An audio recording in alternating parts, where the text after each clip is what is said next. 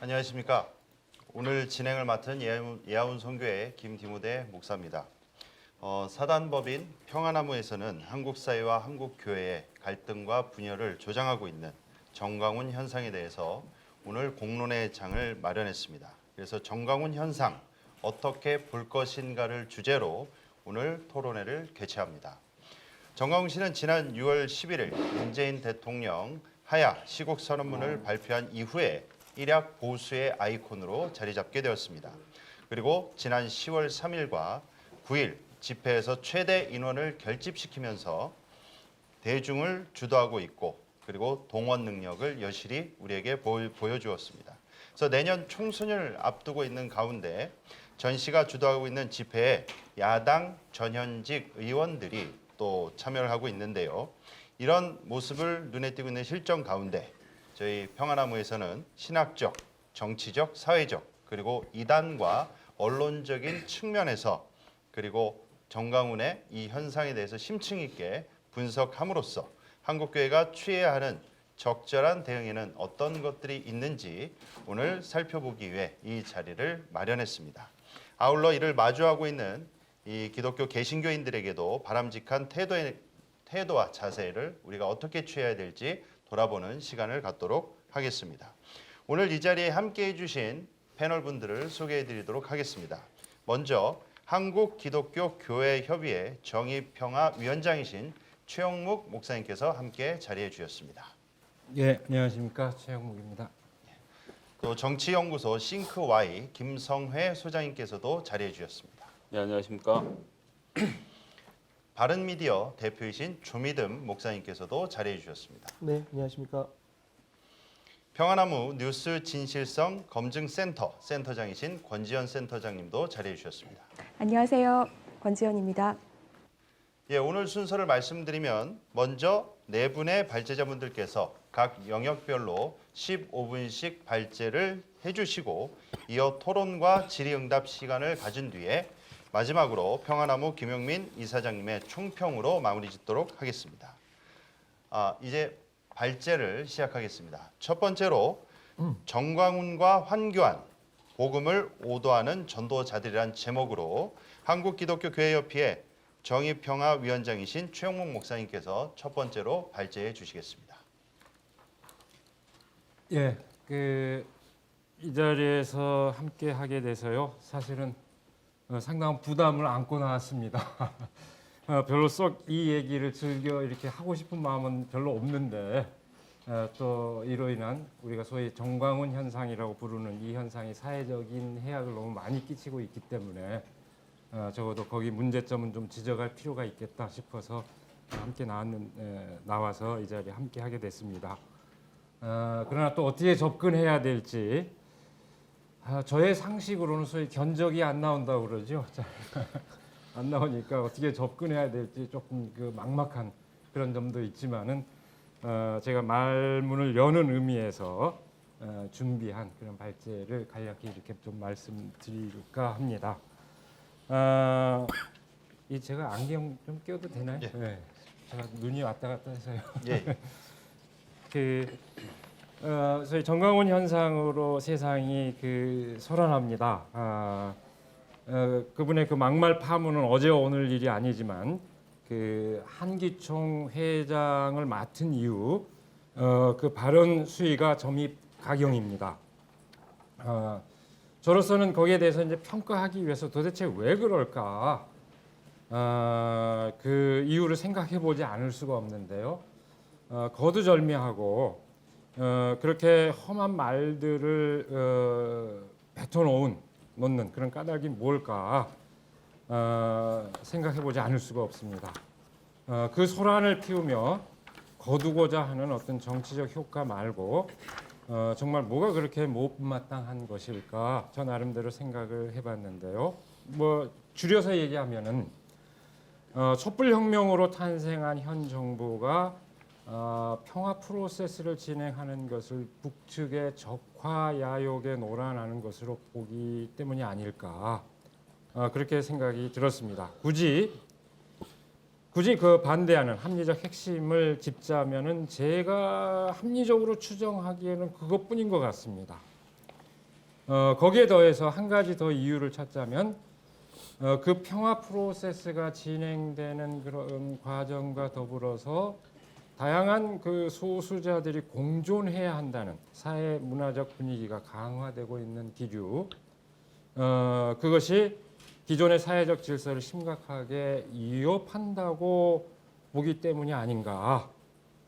그러니까 말하자면 집약하자면은 그분이 불편해하는 현재 시국 상황의 실체는 그런 것이 아닐까. 저는 그렇게 추정을 해봅니다. 근데 저의 입장에서 생각할 때 그게 도대체 왜 그렇게 불편한 것일까? 이렇게 반문을 하지 않을 수가 없습니다. 갈등과 대결의 구도를 강화시키는 편가르기에 편승하고 그렇게 편가르기를 하는 가운데 숱한 타자들을 정죄하는 데서 자기 정체성의 근거를 찾아온 잘못된 인식, 잘못된 신앙 때문이라고 생각합니다. 누군가 악마화해야 할 상대가 무너지면 자신의 존재 가치를 드러낼 수 없어 위기감을 느끼는 그 허망한 신앙, 제가 보기에는 이게 진실한 신앙일까 의심스럽습니다만 그런 허망한 신앙을 갖고 있기 때문입니다. 그리스도교 신앙은 그렇게 허망한 세계관과 동일시 되지 않습니다. 우리 그리스도교 신앙은 궁극적인 구원의 희망을 바라는 것이라고 저는 믿고 있습니다. 그 희망은 어떤 것을 반대하는 것만으로 성취되지 않습니다. 반공주의, 반동성애 또는 반이슬람, 그것이 그리스도교 신앙과 결코 동일시될 수 없는 거죠. 우리 그리스도교 신앙은 그 어떤 차별과 혐오를 정당화하는 정치적 선동으로 구현되지 않습니다. 진정한 그리스도교 신앙에 바탕을 두고 있는 희망이라면 그 희망은 오늘의 현실을 돌아보고 무엇이 옳고 그른지 분별하며 모든 사람이 삶의 기쁨을 노래하는 세계에 대한 열망을 지금 삶 가운데서도 구현하고자 하는 데서 성취된다고 저는 보고 있습니다. 그야말로 함께 기뻐하는 가운데 온전하게 되기를 힘쓸 때 서로 격려하며 서로 한 마음이 되기 위해 힘쓸 때 그 안에서 사람들은 서로가 서로를 일으켜 세워주며 새로운 세계를 이루게 됩니다. 언제나 타인과 더불어 살아가는 자신이라는 그런 자각 없이 스스로 온전해질 수 없고 사람들 가운데 진정한 평화를 이룰 수는 없습니다. 우리 그리스도교 신앙은 인간에 대한 깊은 이해 없이는 그저 사람을 올가매는 그런 도구마에 빠지기 십상입니다. 그야말로 말도 안 되는 정치적 선동으로 신앙을 타락시켜서는 안 될 일입니다. 그런데 이 정광훈 현상이 벌어지고 있는데도 불구하고 제가 볼 때 놀랍고 다행스러운 것은 그분이 그렇게 소란을 피우면 피울수록 그 자신이 얼마나 그 허황한 믿음을 갖고 있는지 그리고 그분이 대표한다는 그 집단이 결코 한국교회를 대표할 수 없다는 것을 스스로 이렇게 더욱더 분명하게 드러내주고 있다는 점입니다. 저는 그 현상이 강화되면 될수록 그 사실을 이렇게 드러내주고 있는 것은 굉장히 그 다행스러운 현상이라고 생각을 하는데요. 그런 점에서 보면은 그분이 소란을 피우면 피울수록 진실이 드러난다는 점에서 역설적으로 저는 고맙게 느끼는 측면도 있습니다. 누가 심판해서가 아니라 사실은 그런 점에서 보면 스스로 심판받고 있다고 이렇게 할 수 있는데 문제는 그분이 그 사실을 알고 있는지 모르는지 모르고 있는 것처럼 보인다는 게 문제죠. 그다음에 또 한편으로 그분하고 이제 궁합이 잘 맞는 또 한 분을 뭐 더불어서 얘기하지 않을 수가 없는데요. 제1여당의 대표이면서 전도사 직함까지 갖고 있는 분입니다. 그 한국 교회를 스스로 대표한다는 이가 스스로 심판받고 있다는 것을 모르는 것과 마찬가지로 이분들도 그런 비슷한 유사한 의식에 빠져 있는 것 같습니다. 뭐 얼마 전에 뭐 그런 얘기를 했었죠. 우리나라에 그동안 기여한 것이 없는 외국인들에게 산술적으로 똑같이 임금 수준을 해주는 것은 공정하지 않다. 뭐 그 이후에 여러 가지 발언들도 계속해서 이제 화제가 됐습니다만 단적으로 꼬집어서 한 가지를 예를 들자면 이제 그런 발언을 한 적이 있는데요. 그 발언은 우리를 경악하게 했습니다. 근데 그것이 과연 말 실수일까? 그런 것 같지는 않습니다. 그분이 대표하고 있는 그 정당은 뭐 최저임금법이 그 적용 대상에서 예로 하고 있는 그 장애인의 그 경우에 더해서 외국인까지 그 대상에 포함돼야 된다 하는 그런 법안까지도 이제 제출하고 있던 한 그런 정당인 것을 보면은 그분의 발언이 이제 단순한 말 실수가 아닌 평소에 갖고 있는 그런 생각을 잘 드러낸 게 아닌가 싶습니다. 그래서 이제 뭐 거기에 대해서 뭐 인권 감각 제로, 경제 감각 마이너스 100점 이렇게 이제 평가하기도 했는데요. 뭐 그 당시에 그런 평가가 있었죠. 입법 활동에 그동안 기여한 것이 없는, 지금까지도 지금 그런 양상이 계속되고 있습니다만 없는 한국당에 산술적으로 똑같이 임금 수준을 유지해 주는 것은 공정하지 않다. 건전한 상식을 갖고 있는 사람들이 그 당의 그 의원들에게는 세비를 다 걷어들여야 된다 이렇게 이제 얘기하기까지 했는데 어쨌든 웃어 넘길 일은 아닌 것 같고요. 뭐 제가 더 길게 얘기하지 않고 뭐 얘기를 맺겠습니다만 대표적으로 이제 정광훈 현상이라고 불리우는 현상. 그리고 더불어서 거기에 동조하고 있는 이제 황교안 그 대표의 문제를 짚었습니다만 어쨌든 이분들은 아랑곳하지 않고 자신들이 믿는 어떤 그 안정성이라고 할까요? 어떤 기준을 갖고 아랑곳 없이 자신들의 입장을 이렇게 표방을 하고 있는데 뭐 제가 신학을 이렇게 탐구하는 입장에서 이렇게 이걸 도대체 어떻게 평가를 할까 이제 한 가지 이제 참조할 만한 그 얘기를 뭐 이 자리에서 소개하고 싶습니다만 신학자 루돌프 불트만은 뭐 이렇게 그런 사태를 두고 이렇게 일침을 가했죠. 마치 이런 사태를 두고 예견한 것처럼 세상은 스스로가 있다고 상상하는 안전성에 근거하여 하나님에게 저항한다. 그리고 그 안전성은 종교에서 가장 고차원적이고 파괴적인 형태에 도달하게 되며 따라서 유다 사람들에게서는 성경에 근거한 그들의 삶에서 그러한 파괴적인 형태에 도달하게 된다. 성경에 대한 그들의 탐구는 오히려 그들로 하여금 예수의 말에 대해서는 기머거리가 되게 한다. 이걸 아주 단적으로 보여주는 그런 사례가 아닌가 싶은데요. 스스로 믿고 있는 안전성, 그것은 성경의 가르침이 아니라 자기만의 우상일 뿐입니다. 성경을 신실하게 믿는 사람들에게 가장 지독한 형태의 우상 숭배가 가능하다는 것을 꼬집어 주고 있는 격언이라고 생각하는데요. 저는 바로 며칠 전에 뭐 한 권의 그 서평을 무신론에 관한 서평을 써서 뭐 원고를 보내드렸습니다만은 그 첫머리에 제가 했던 말이 있습니다. 바로 아주 최근에 우리 정광훈 목사님이 한 발언이 있죠. 하나님 꼼짝 마 까불면 나한테 죽어. 이런 발언이 함축하는 의미가 뭘까? 그러니까 아마 무신론이 타당하다는 것을 가장 확실하게 보여주는 이런 현상을 보게, 정광훈 현상을 보게 되면은 무신론자들이 그렇게 주장하는 무신론이 그 얘기가 옳다고 절로 이렇게 공감할 수밖에 없도록 해주는 그런 대표적인 사례라고 생각을 합니다. 그러니까 제가 볼 때 이분이 하나님을 이렇게 신실하게 말끝마다 얘기를 하지만 이분이 믿는 그 하나님이 과연 성서에서 가르치는 우리가 믿고 있는 그 하나님과 동일한 분인가? 적어도 제가 보기에는 아닌 것 같습니다. 거기까지만 제가 얘기하겠습니다. 예, 이상으로 한국기독교교회협의회 정의평화위원장이신 최영묵 목사님께서 정광훈과 황교안 복음을 오도하는 전도자들이라는 제목으로 발제해 주셨습니다. 이제 두 번째 발제는 3% 10석 정치 세력화를 목적에 둔 정광훈 목사류라는 제목으로 정치연구소 싱크와이 김성애 소장님께서 두 번째 발제를 이어주시겠습니다. 네, 김성애입니다.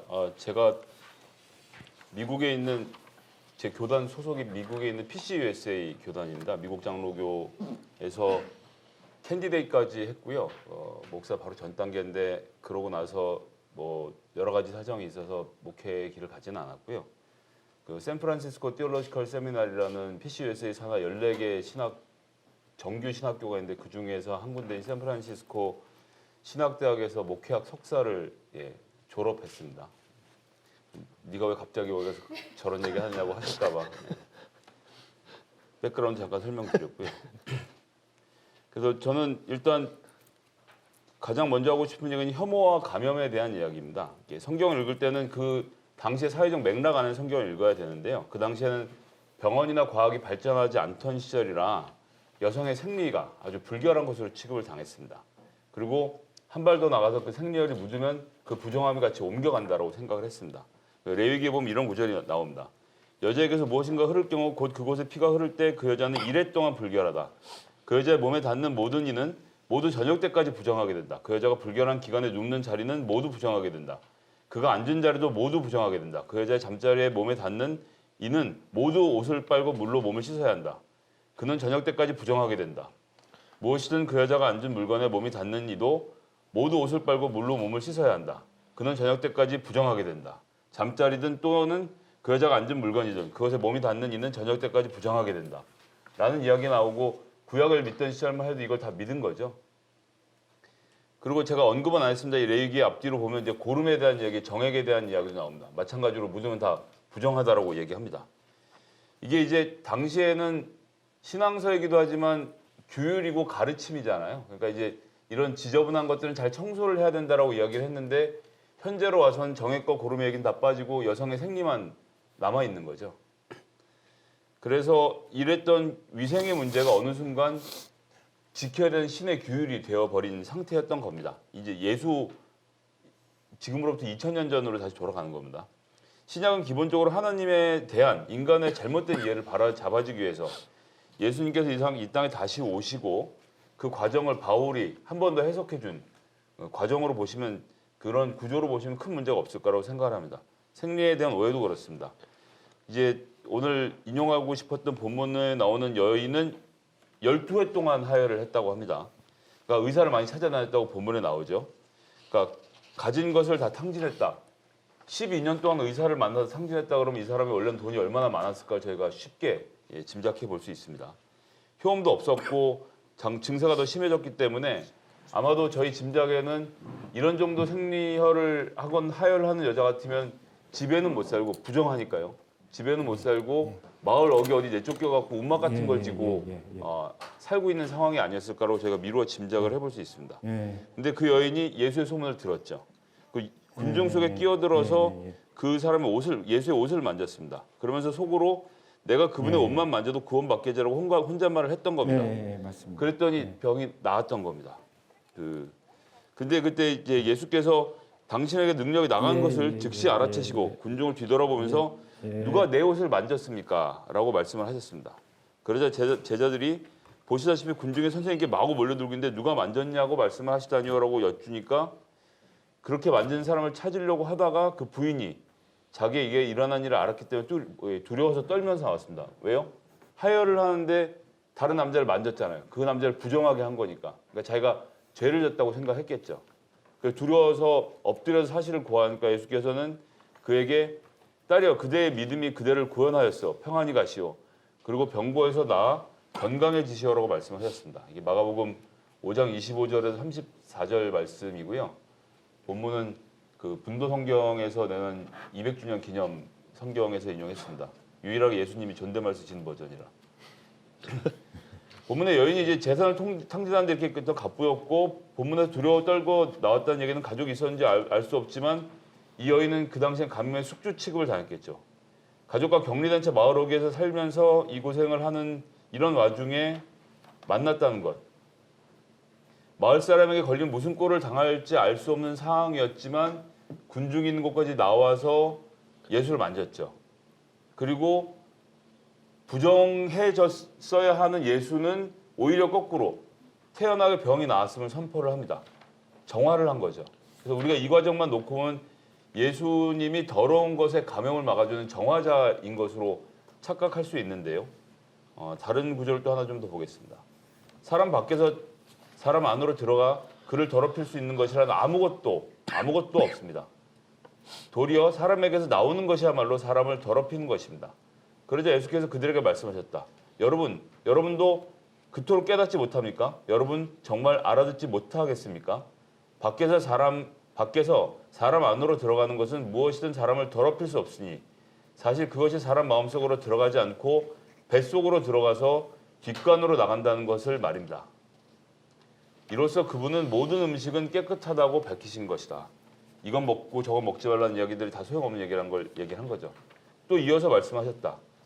사람에게서 나오는 것, 그것이 사람을 더럽힙니다. 안에서 곧 사람의 마음에서 나쁜 생각들이 나오는 것입니다. 음행, 도둑질, 살인, 간음, 탐욕, 악의, 속임수, 방탕, 악한 눈길, 모욕, 모독, 교만, 우둔함 같은 것들입니다. 이런 악한 것들은 모두 안에서 나와 사람을 더럽힙니다.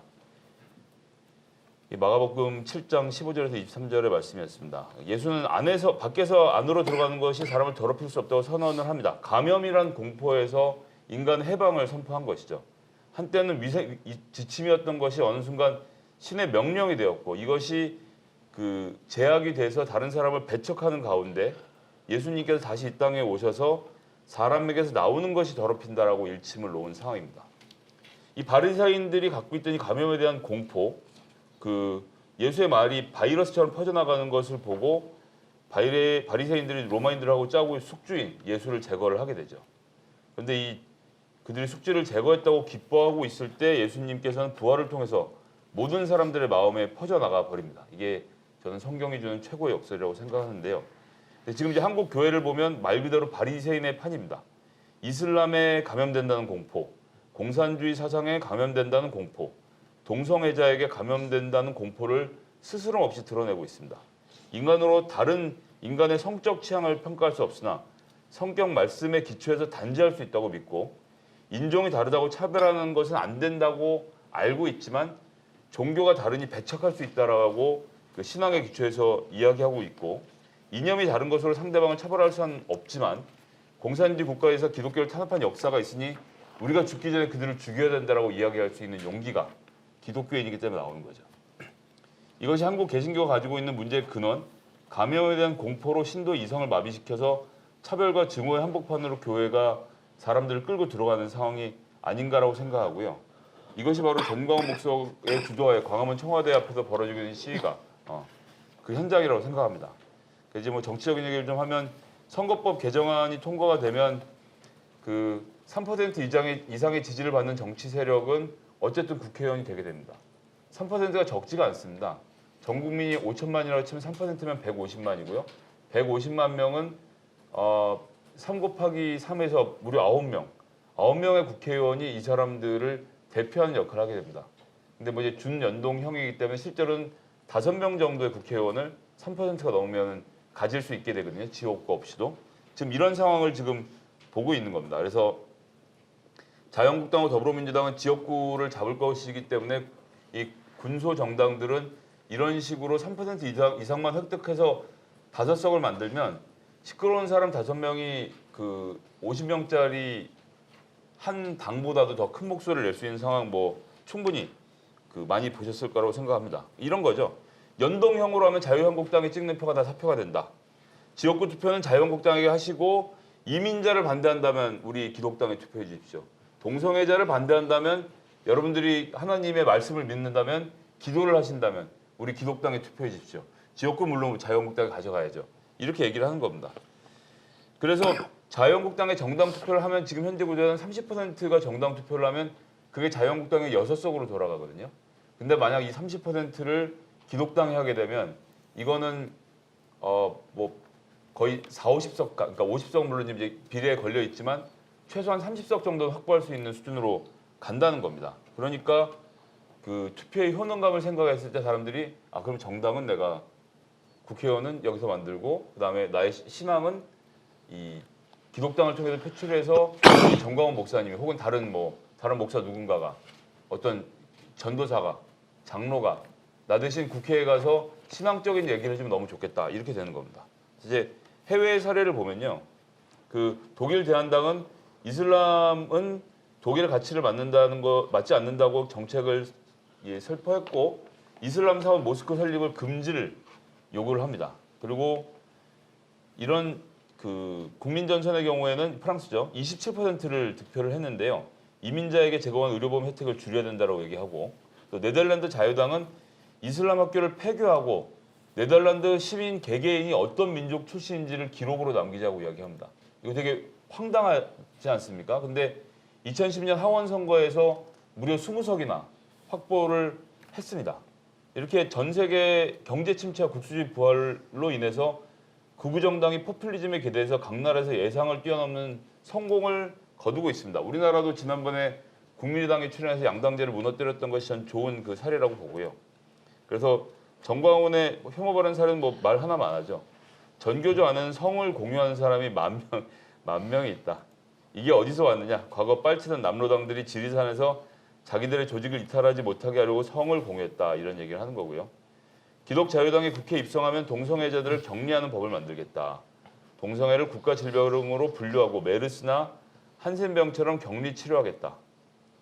이게 들으시면 되게 놀라운 것 같지만 이걸 듣고 매니악하게 좋아할 사람들 생각해보면 감염의 공포로부터 보호를 해주겠다는데 얼마나 고맙습니까? 우리 아이가 저 게이들 때문에 동성애자가 될지도 모르고 우리 아들이 동성애를 하는 남자한테 강간을 당할지도 모른다는 공포에 시달리면서 기도를 하고 있었는데 거기에 응답이 왔다라고 전 생각을 하게 될 것입니다. 그래서 기독자유당이 20대 총선 때 62만 6,852표로 2.63%의 지지를 받은 바 있거든요. 3%에 간당간당 못 미쳤는데요. 저는 21대는 훨씬 더 정치적으로 조직화가 될 거라고 생각을 합니다. 그래서 이 경우에 황교안 전도사가 이 기독 세력하고 어떻게 정치적 연대를 할지가 우리가 좀 지켜봐야 되고 거대 정당의 지지율이 4표로 돌아간다면 이 군소 정당들이 이 표를 나눠 가질 가능성이 충분히 있다라고 생각을 합니다. 그래서 요즘 이제 뭐 결론을 말씀드리자면 가나안이라고 하죠. 교회 안 나가는 신도들을 이제 가나안이라고 부르는데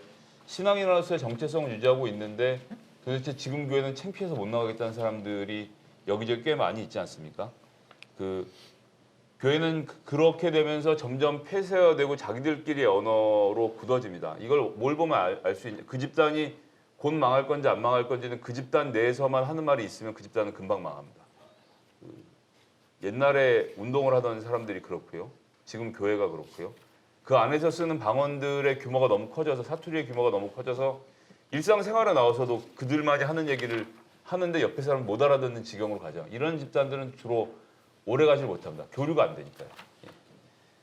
그렇기 때문에 그런 데다가 지금 조금 전에 말씀드렸던 이슬람, 동성애 이런 사람들 다 차단하고 자기들끼리 좀 행복하게 지내고 있기 때문에 이 커뮤니티가 잘 유지되는 형태로 가자고 하니까 그 중간에서 정말 말 그대로 신실하게 하나님을 믿고자 하는 사람들조차도 교회를 못 가는 상황이 지금 반복이 되면서 이 집단이 점점 안으로 자기들끼리 집단화되면서 저는 이것이 투표에 상당한 영향을 미칠 거라고 생각을 합니다. 그래서 뭐 평화나무도 그렇고 벙커원 교회도 그렇고 뭐 저도 잠시 기자 생활했습니다만 뉴스앤조이도 그렇고 이런 그 신앙의 대안들, 거점들을 저희가 잘 만들고 그런 사람들하고 참여하는 가운데서 뭐 이제는 아직은 그들이 다수기 때문에 우리 입장에서는 저항을 할 수밖에 없는 상황이라고 생각이 되고요. 그런 저항의 거점을 만드는 일이 되게 중요하고 다시 한번 말씀드리지만 이 극우 정당, 기독 정당의 위협은 굉장히 현실적이다.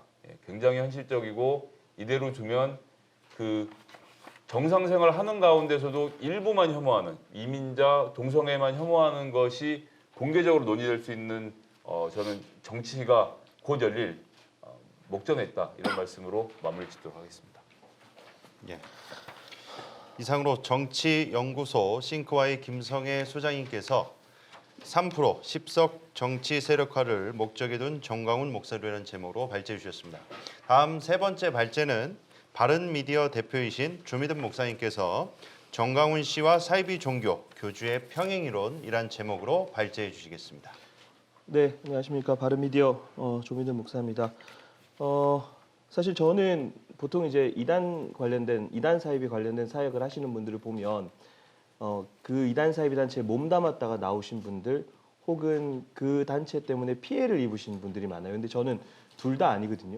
둘 다 아닌데 어쨌든 이 일들을 하면서 제가 조금 더 객관적인 포지션에서 이 문제를 볼 수 있지 않을까라는 생각을 늘 해왔고, 제가 객관적으로 볼 수 있는 부분이 뭘까라고 생각했을 때 보통 이제 한국 교회 안에서 그리고 한국 사회 안에서 분위기가 이단 사이비에 빠져 있는 사람들은 좀 이해 못할 사람들로 치부하는 경우들이 굉장히 많더라고요. 그러니까 이단 사이비 교리가 너무 허무맹랑하다 보니까 허무맹랑한 교리를 믿는 사람들이 왜 이렇게 많지? 이런 문제를 좀 학력 수준에 결부시켜서 이야기하시는 분들도 굉장히 많은데, 그러다 보니까 제가 제일 관심 있게 이 사역을 하면서 봤던 부분이 도대체 이단 사이비에 빠지는 사람들은 어떤 심리를 가지고 있을까?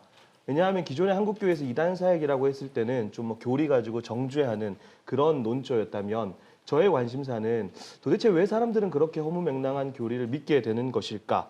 그리고 그들이 바라보는 교주는 어떤 존재인가? 라는 부분이었고, 또 하나는 교주가 어떤 여러 가지 발언들을 하고 행동들을 하는데 그런 데에 담긴 어떤 의도 그리고 그런 발언과 행동들이 가져오는 효과는 무엇일까라는 부분들이 제가 제일 관심을 가지고 봤던 부분인데, 어쨌든 이 정광훈 사태를 보면서 제가 지금까지 한 9년 정도 사이비 종교에 대해서 연구했을 때 굉장히 일치하는 부분들이 많았다. 그래서 그 현상 중에 제가 바라보는 사이비 종교 교주의 측면에서 어떤 좀 이야기들을 나눠 볼까 합니다.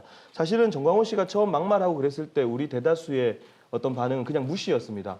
너무 극단적인 발언이었고 또 신성 모독적 발언이었고 또 이단적인 반응이었기 때문에 이것을 좀 무시하는 형태로 갔었는데, 문제는 뭐냐면 그들의 세력이 규합화되면서 이제는 그들만의 왕국을 굉장히 견고하게 구축했다라는 것이죠. 그래서 우리가 굉장히 당황스러워서 지금 이런 토론회도 열리지 않을까라는 생각이 드는데, 저는 어쨌든 이 현상을 아까 말씀드린 것처럼 사이비 종교 교주와 정광훈 씨의 어떤 평행 이론이라는 측면에서 좀 분석을 해보려고 합니다. 사실 정광훈 씨의 이단적 주장 제가 정리를 좀 해봤는데 뭐 너무 많았지만 그 중에 우리를 경악해 했던 몇 가지만 좀 말씀을 드리면요. 다 올해 있었던 겁니다. 올해 2019년 6월 17일에 성경 세미나에서 자기가 새벽 1시, 2시 사이에 입신을 하게 됐고 천국에서 1948년 8월 15일 이승만의 건국을 보았다. 정광훈 씨 역사 인식을 보여주는 거죠. 그리고 10월 17일 자신들의 총회에서 대대적인 영적 싸움을 위해 10월 25일 오후 3시까지 광화문 광장에 모여달라. 광장에 안 나오는 분들은 생명책에서 이름을 지우겠다. 뭐 이 생명책은 옛날에 MB 지지할 때도 이런 일이 있었고요.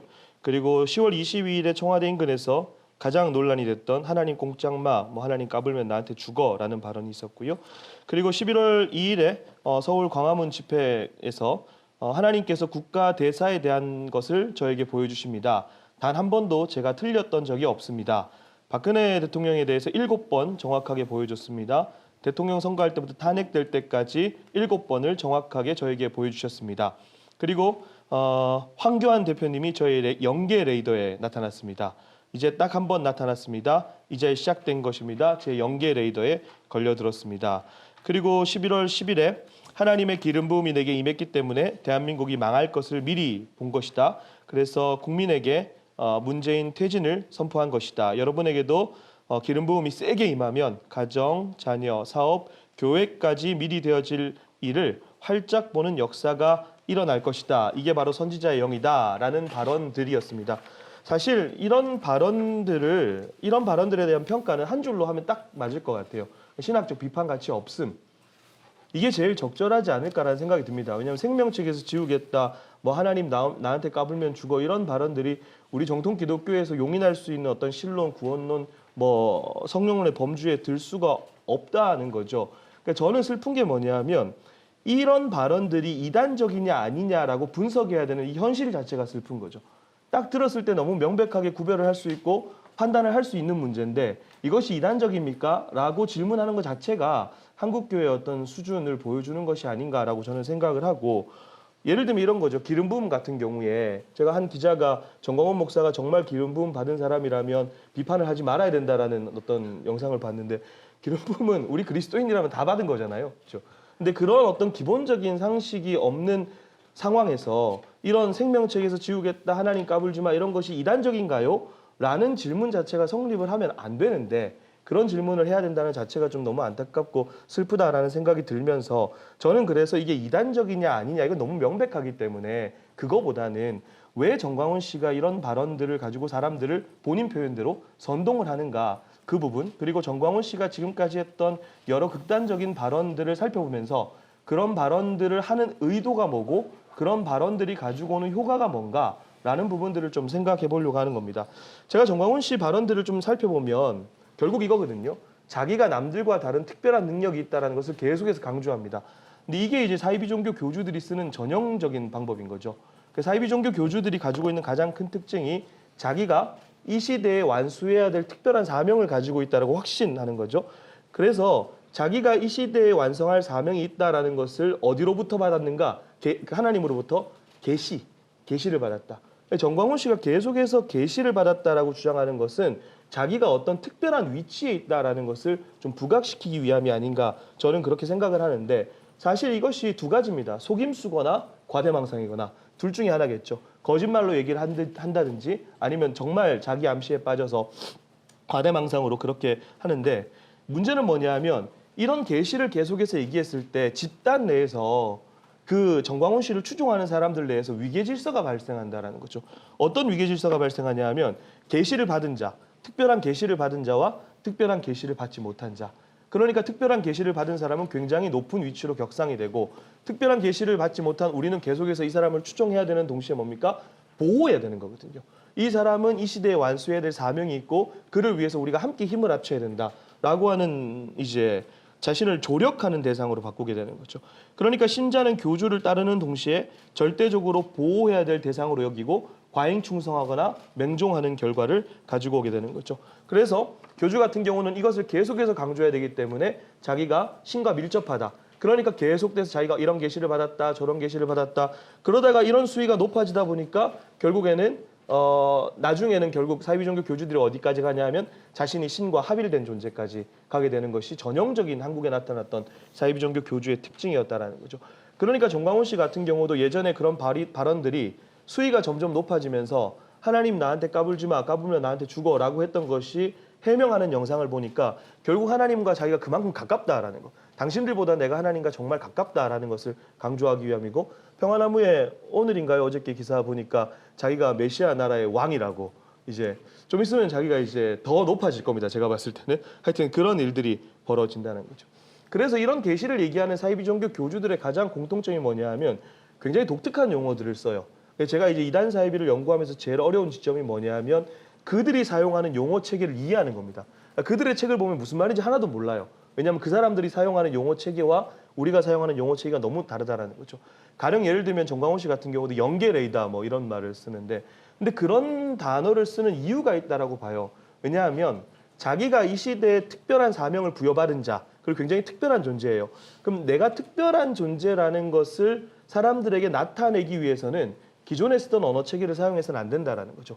뭔가 특별한 내가 정말 계시를 받은 것 같은 뭔가 사람들이 잘 이해하지 못하는 그래서 이단 사이비 단체들 보면 희한한 용어들 많이 쓰거든요. 뭐 성령의 분체 뭐 이런 얘기 들어보셨습니까? 성령의 분체 뭐 통일교에서는 탕감봉 이런 우리가 잘 전혀 사용하지 않는 그런 용어를 사용한다는 것. 그래서 그런 특별한 용어를 사용하게 되는데 문제는 뭐냐하면 그런 특별한 용어를 사용하는 것이 추종자들로 하여금 정말 우리가 믿고 따르는 저분은 우리와 다른 뭔가 깨달은 비밀이 있다라는가 어떤 지식을 가지고 있을 것이다라고 착각을 하게 만든다라는 것이죠.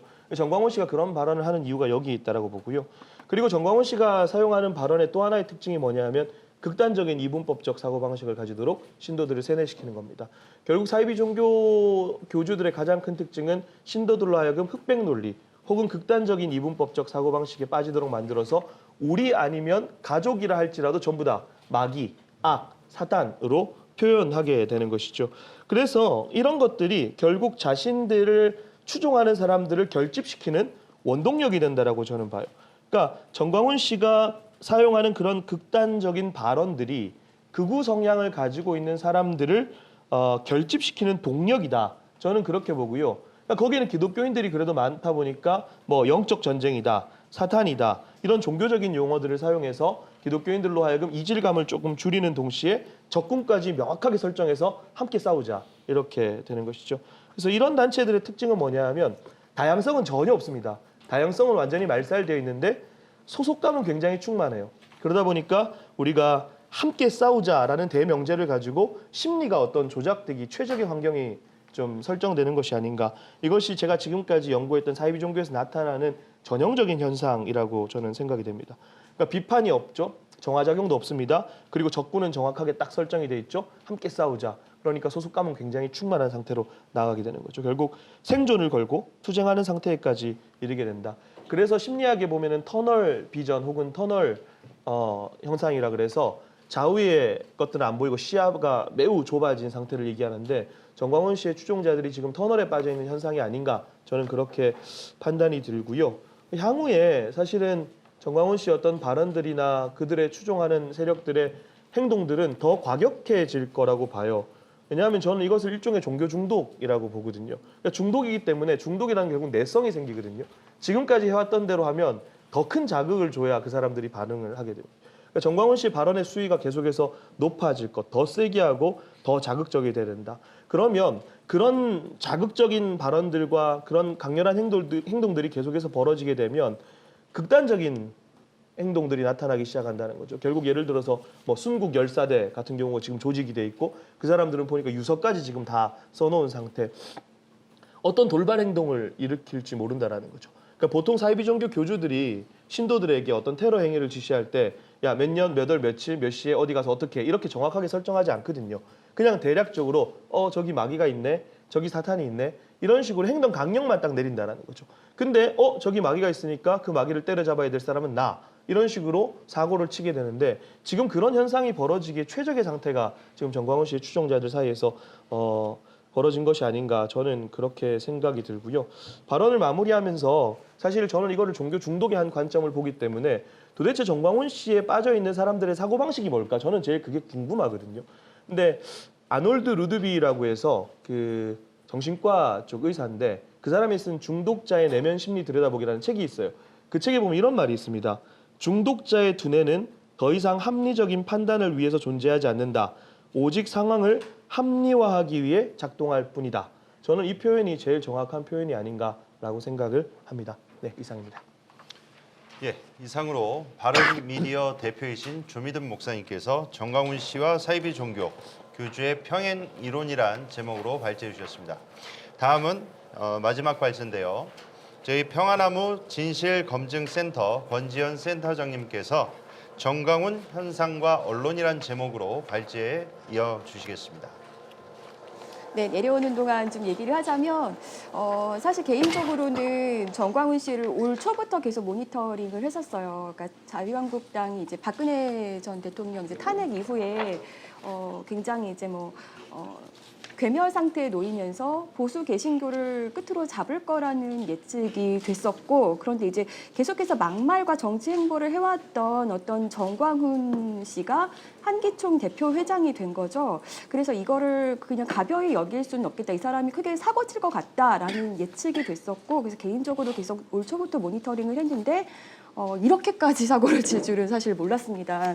네, 정말 앞서도 많이 설명을 해주셨지만 한국 개신교가 보여줄 수 있는 부정적 요소들의 총 집합체다. 저는 이렇게 판단이 되거든요. 사실 이 자리에 여성 신학자도 꼭 모시고 싶었었어요. 근데 좀 상황이 여의치 않아서 모시지 못한 면이 있는데 정광훈 씨 같은 경우는 굉장히 여성 폄하 그리고 비하적인 발언도 굉장히 많이 했죠. 뭐 여성이 하는 말의 50%는 사탄이다. 막 이런 말도 하기도 하고 굉장히 같은 여성으로서 기함하게 되는 발언들을 끊임없이 하고 있는데 저는 이 총체적인 어떤 정광훈 씨 현상에 있어서 언론이 또 해온 역할이 또 이렇게 동조해온 역할이 없지 않다고 봅니다. 그래서 좀 앞서서 좀 양해를 부탁드리자면 제가 감히 어떤 언론을 공격하거나 그리고 언론을 뭐 지적하려고 하는 것이 아니라 저도 그래도 20년간 언론 주변 혹은 언론에서 밥을 먹어온 사람으로서 같이 좀 생각해 볼 지점이 있지 않나라는 생각으로 좀 함께 좀 생각하는 차원에서 발제를 좀 들어주시면 좋겠습니다. 네.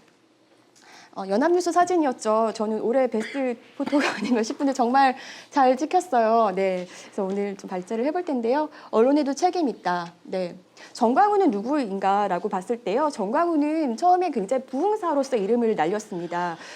이 정광훈 씨가 부흥사로서 이름을 날릴 수 있었던 데는 정광훈 씨 같은 경우는 부흥사로서도 일반 성도들을 대상으로 하기보다는 목회자들을 대상으로 많이 그 부흥 강사를 해왔었거든요. 그러니까 목회자 부부 세미나 이런 거를 굉장히 많이 해왔었는데 이 본인도 얘기하지만 초등학교 때부터 꼴찌를 해왔다고 합니다. 이걸 굉장히 자랑스럽게 얘기를 하고요. 실제로 교인들 앞에서 본인이 이제 성적표를 막 보여주면서 나는 이렇게 보잘것없고 정말 그렇게 성적도 형편없는 사람이었다라는 것들을 굉장히 강조하기도 했었죠. 그러면서 계속 그 성적표가 가양 그랬나 봐요. 그래서 나는 양처럼 그때도 순진한 사람이었다. 막 이런 얘기를 하는 설교도 들었던 것 같습니다. 이렇게 정광훈 씨 같은 경우는 아주 소탈한 이미지로 성도들에게 또 목회자들에게 다가갔고 강조하면서 이런 말들을 합니다. 약한 자를 들어 쓰신다는 어떤 성경 말씀 이런 것들을 들면서 사람들에게 다가갔는데 문제는 뭐냐? 하나님 물론 약자의 하나님이시죠. 그런데 이 설교를 다 하나하나 자세히 들여다보면 그래서 그 사람 누구든지 하나님께서 소중하게 여기시고 어떤 자리에 있든지 중요한 자리에 있으며 우리 공동체가 소중한 것이다. 이런 것들을 가르치는 게 아니라 공부를 하지 않아도 내가 하잘것없는 사람이라도 하나님께 기도만 하면 높은 자리에 올라갈 수 있다. 성공할 수 있다. 이런 것들을 계속해서 주입시켰던 사람이거든요. 그러니까 전형적으로 정말 기복적인 신앙을 가르치고 있었고 이 안에서 설교에 굉장히 문제가 많았던 것이죠. 그럼에도 불구하고 찾아보시면 여러 언론사에서 그동안 2000년대 초부터 정광훈 씨가 굉장히 활발하게 활동을 했었는데 정광훈 씨의 어떤 부흥회 일정을 굉장히 낱낱이 이렇게 다 소개하는 어떤 언론사들을 볼 수가 있습니다. 굉장히 자세하게 올라와 있고 어떤 경우는 한 달에 막 두세 번씩 부흥회 하는 것들이 일정이 다 올라와 있어요. 그래서 지금도 찾아보시면 보실 수가 있고요. 이거 국민일보 2001년 9월 3일자 기사였는데 정광훈 씨가 강사로 갔던 그리고 그곳에도 이제 아마 정치인들이 왔었죠. 사실 한국 개신교에서 이렇게 정치인들이 이런 부흥회 장소에 오는 건 사실 그닥 꼭 정광훈 씨가 강사로 있었어가 아니라 사실 흔한 일이긴 했습니다. 이거 국민일보 또 2003년 7월 31일 기사인데요. 2003년 기사인데요. 이거 같은 경우는 아예 이 교회가 어떤 교회였었고, 그러니까 굉장히 세련되지는 않았지만, 70년대, 80년대 교회가 한창 성장하던 시절에 역동감이 느껴진다라든지, 담임 정광훈 목사는 목회자의 권위나 카리스마를 앞세우지 않고 누구에게나 친근감을 주는 목회자다. 이런 식으로 정광훈 씨를 굉장히 이렇게 띄워주고 있습니다. 그러면서 정광훈 씨 교회와 청교도 영성 훈련원을 굉장히 많이 적극적으로 홍보하고 있는 그런 모습을 볼 수가 있습니다. 네, 보시는 대로요. 그리고 국민일보 역시 2004년 8월 5일 기사인데요. 이 경우 같은 경우도 정광훈 씨 어떤 이런 인터뷰를 실어주었고 여기서 좀 눈여겨봐야 될 것은 금남교회에서 10,000명의 초교파 목회자 부부 초청 세미나를 갖는다는 것인데 정광훈 씨가 실제로 본인이 부흥사로서 결정적으로 굉장히 자신감을 갖게 된 것이 이 금남교회 김홍도 목사의 어떤 적극적인 지지 이런 것들을 받으면서 자신감이 넘쳐나기 시작을 했다고 하거든요. 그래서 금남교회에서 예전에 청교도 영성훈련원 집회를 많이 열었다고 하고 정광훈 씨가 굉장히 지금의 정광훈으로 만들어준 어떤 결정적인 역할을 김홍도 목사가 했다 이렇게 볼 수 있을 것 같고요. 네, 그렇습니다. 다음. 자, 그럼 정광훈은 누구인가? 사실 부흥사였죠. 부흥사였는데 우리가 지금 잘 알고 있다시피 막말의 아이콘이고요. 그리고 정치의 목사이기도 합니다. 사실 지금까지 나왔던 건 2005년 이전입니다. 그런데 우리가 다 알다시피 2005년에 굉장히 천일공노할 어떤 그런 발언을 했잖아요. 여신도에게 빤스를 내리라고 해서 내리면 내 신도요. 아니면 똥이다라고 한 발언 2005년 발언이었고요. 2007년에는 이명박 장로로 뽑지 않으면 내가 생명책에서 지워버리겠다 하고 한 발언. 생명책 발언은 제가 알기로 총 3번 했습니다. 이명박을 대통령으로 뽑지 않으면 생명책에서 지우겠다고 했고요. 이후에 선교 카드를 또 이제 가입하지 않으면 생명책에서 지우겠다고 했고, 또 이후에 뭐 광화문 광장에 나오지 않으면 또 생명책에서 지우겠다고 했었는데, 이때 처음으로 생명책에서 지우겠다고 한 우리가 알고 있는 발언 중에서 그리고 유명한 발언이 나온 것이죠. 그런데 그 이전에도 어떻게 보면 언론들이 정광훈 씨의 설교에 그 이전에도 문제가 분명히 있을 것이었는데, 사실은 아무런 검증 없이 인터뷰도 실어주고 보도도 해준 것이죠. 근데 이런 것도 굉장히 문제라고 보이지만, 이런 발언들이 나왔던 것이 이미 다 알려진 후에도 이것도 다 언론을 통해서 다 공개가 되지 않았습니까? 네, 그럼에도 불구하고 이후의 행태를 보면 언론들이 역시나 계속해서 이렇게 정광훈 씨의 어떤 집회를 홍보해 주는가 하면, 네, 이거 같은 경우는 2007년도에 아이굿뉴스가 그 올해의 어떤 인물로 보는 2017년 결산을 내면서 이 중에 이제 6번이 거침없는 설교 뉴스메이커 정광훈 목사라는 거예요. 그러면서 지금까지 이렇게 일반 언론을 통해서 원색적인 발언도 하고 논란이 있었지만, 그럼에도 불구하고 자신의 주관을 굽히지 않은 정광훈 목사는 2008년에도 거침없는 행보를 계속하며 뉴스메이커의 자리에 오를 것으로 예상되고 있다. 이런 식으로 이제 소개를 하고 있습니다. 네. 그리고요, 다음 보시겠습니다. 네, 국민일보는 아예 이제 이후로는 그 정광훈 씨가 본격적으로 막 사업에도 손을 대고 이런 모습들이 보이거든요. 근데 국민일보가 아예 정광훈 씨의 어떤 사업을 소개해주는 기사를 실기도 했습니다. 사실 이거는 누가 봐도 광고성 기사죠. 예, 근데 이제 정광훈 씨가 이렇게 뭔가 사업체를 운영하는 거, 청교도 넷이라는 어떤 포털을 통해서 여러 가지 사업을 하고 있는 정황들을 이제 굉장히 잘 소개해주고 있는 것이죠.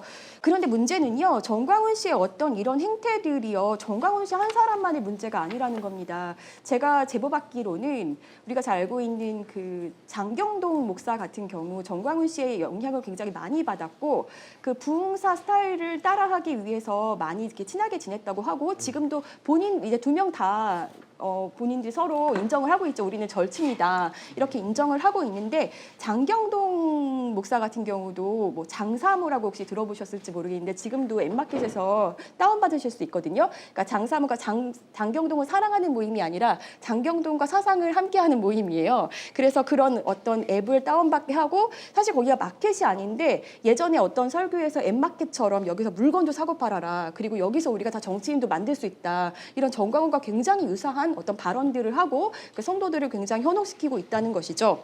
물론 다행히 그 엠마켓이 성행하지는 못한 것 같습니다. 소비자 피해가 일어나지는 않은 것 같은데, 그래도 이렇게 제2의 정광훈, 제3의 정광훈이 나올 수 있는 소지가 굉장히 많아졌다는 것이죠.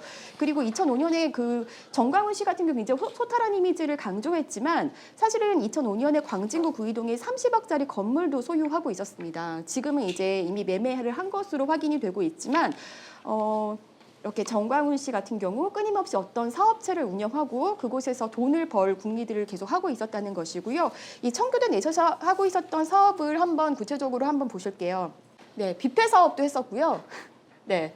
그리고 퓨리턴 컴퍼니라고 해서 이게 정광훈 씨의 어떤 설교라든지 그 아내 되시는 분이 또 피아노를 치시거든요. 그런 어떤 뭐 그런 것들을 뭐 CD 판매하고 막 이랬던 것 같은데, 거기서 지금은 악기 대여를 해주는 어떤 그런 어떤 사업체로 거듭났고, 여기는 그 다른 그 정광훈 씨 교회에 소속돼 있는 다른 목사가 이제 대표로 되어 있지만, 사실 실소유주는 정광훈 씨일 가능성이 굉장히 크죠. 그리고 청교도 콜센터라든지 상조회사, 성교카드, 성교은행 이런 것들을 계속해서 시도했었고, 이 중에서 청교도 콜센터, 성교카드, 성교은행 지금도 하고 있고, 그리고 성교은행 같은 경우는 주식회사 대표 명의가 정광훈 씨로 되어 있고요. 성교카드는 사실 2006년에 발행이 됐습니다. 용역을 통해서 발행된 것으로 제가 확인을 했고요. 올해 6월경에 제가 그 농협에 물어봤을 때 누적 가입자가 1,300명 뿐이더라고요. 그러니까 정광훈 씨가 지금까지 많은 사업을 시도를 했지만 사업 수완은 그렇게 좋지는 않으셨던 것 같아요. 하는 족족 계속 잘 되지 않은 정황들이 있었고 그럼에도 불구하고 올해도 계속해서 선교 카드를 만들지 않으면 내가 생명책에서 지워버리겠다라는 발언을 하는가 하면 이 선교 은행도 계속해서 이제 홍보를 했던 것들을 볼 수가 있거든요.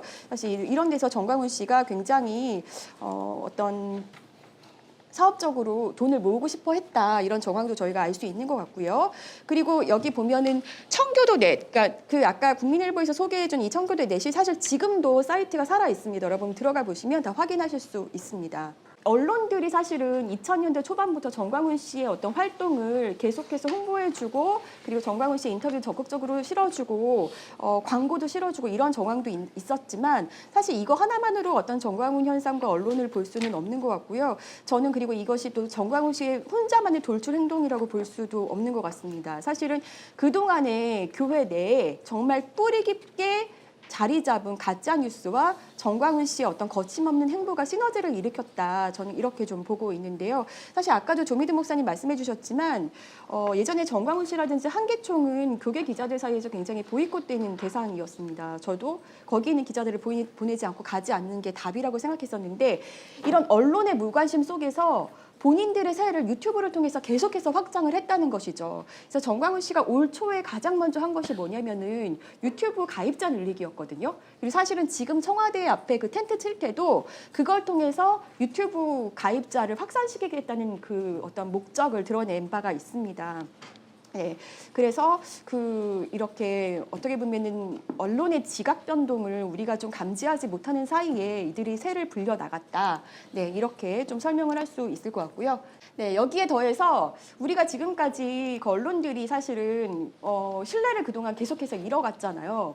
언론이 신뢰를 잃었던 정말 우리가 대표적으로 알 수 있는 사건, 세월호 사건이었죠. 사실 의도적인 오보라고 사실 보이는데 이 의도적인 오보 플러스 정말 문제는 언론의 또 무분별한 받아쓰기였었죠. 그래서 확대 재생산하는 그런 문제를 무시할 수 없었고 여기에다가 또 굉장히 뭐 우리가 우스갯소리로 그런 얘기 하잖아요. 기자들을 좀 참새에 비유하기도 하지 않습니까? 그 전깃줄에 참새들이 쭉 있는데 그 누구도 먼저 저쪽에서 무슨 일이 일어나도 가지 않다가 어떤 좀 용감한 혹은 좀 똘끼 있는 참새가 먼저 가서 확인을 하고 오면 그때 우르르 이제 쫓아가는 어떤 그런 그래서 참새에 비유하기도 하는데 어떻게 보면은 그런 어떤 비화가 생길 정도로 언론들이 신뢰를 잃어가는 사이에 사실은 그래서 이런 것들을 오히려 그 가짜 뉴스 생산자들이 계속 이용을 했다는 거예요.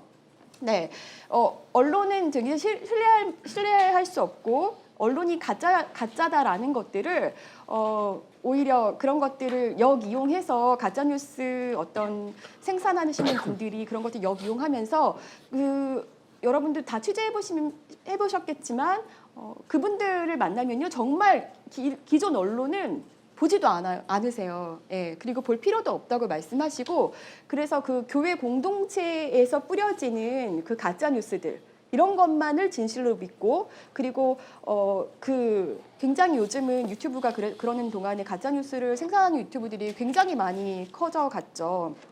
보면은 지금 여기 보이시는 화면 중에서 세 가지가 정광훈 씨가 운영하는 채널입니다. 너하라 TV, 너만 몰라 TV, 그리고 청교도 TV 다 27만 명, 13만 명, 1만 명 이상 이렇게 구독자를 보유하고 있고요. 뭐 신의 한수 같은 경우는 정광훈 씨가 국민방송으로 얼마 전에 임명하기도 했는데 115만 명 이상 있고요. 그리고 진성호 TV 같은 경우 75만 명, 그리고 리섭 TV 같은 경우는 25만 명 이렇게 정말 구독자를 보유하면서 이런 것들만을 진실이라고 믿고 그렇게 중독에 빠져 계시는 겁니다.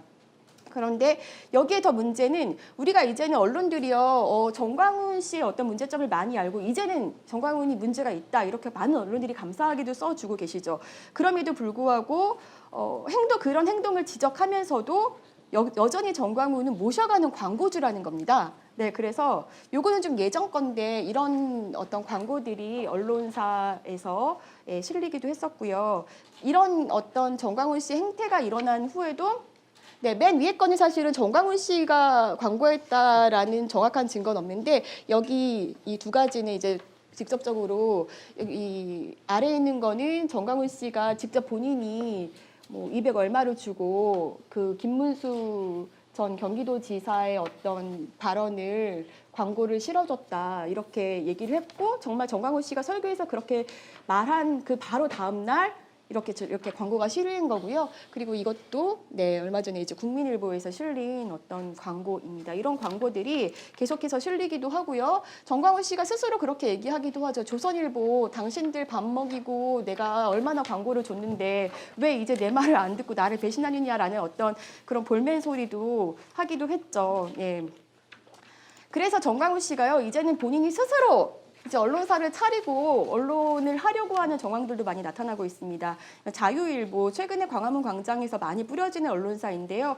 한 언론사가 이제 이게 정광훈 씨가 발행한 거다라고 이제 기사를 썼지만 파악한 바로는 이게 정광훈 씨가 발행을 한 건 아니고 이게 2013년 2월 22일에 등록된 어떤 자유일보라는 신문을 지금 뭔가 함께 힘을 합해서 하는 것처럼 이제 보이고요. 사실 이 자유일보는 제가 가짜뉴스 팩트체크할 때 많이 눈여겨보던 매체입니다. 여기서 가짜뉴스가 굉장히 많이 나오기 때문에 계속 눈여겨보던 곳인데 이렇게 정광훈 씨가 손을 잡은 것 같고요. 정광훈 씨가 이제 이 구독자를 1000만 명 구독자를 만들어서 조중동도 못 믿겠으니 내가 언론사를 이제 이렇게 움직이면서 본인이 직접 본인의 발언들을 실겠다라는 어떤 그런 얘기들을 하고 있는 것이죠. 그럼 저는 이 지점에서 한번 생각해 봐야 될 것 같습니다. 한국의 언론사가 너무나도 많습니다. 네. 이거 그 문화체육관광부에 들어가시면 다 보실 수 있는 자료인데요. 진입장벽이 아예 없어요. 우리나라는 그 언론사를 차리는 데 있어서 너무나도 쉽게 언론사를 할 수 있고 헌법재판소가 2016년 12월 27일에 인터넷 신문 발행 요건으로 취재 인력 3명 이상을 포함해 총 5명 이상을 고용하도록 한 신문법 시행령 조항도 언론의 자유를 제한하는 규정이라고 판단해서 이제 이런 것들을 더 등록 절차를 간소화시켰거든요.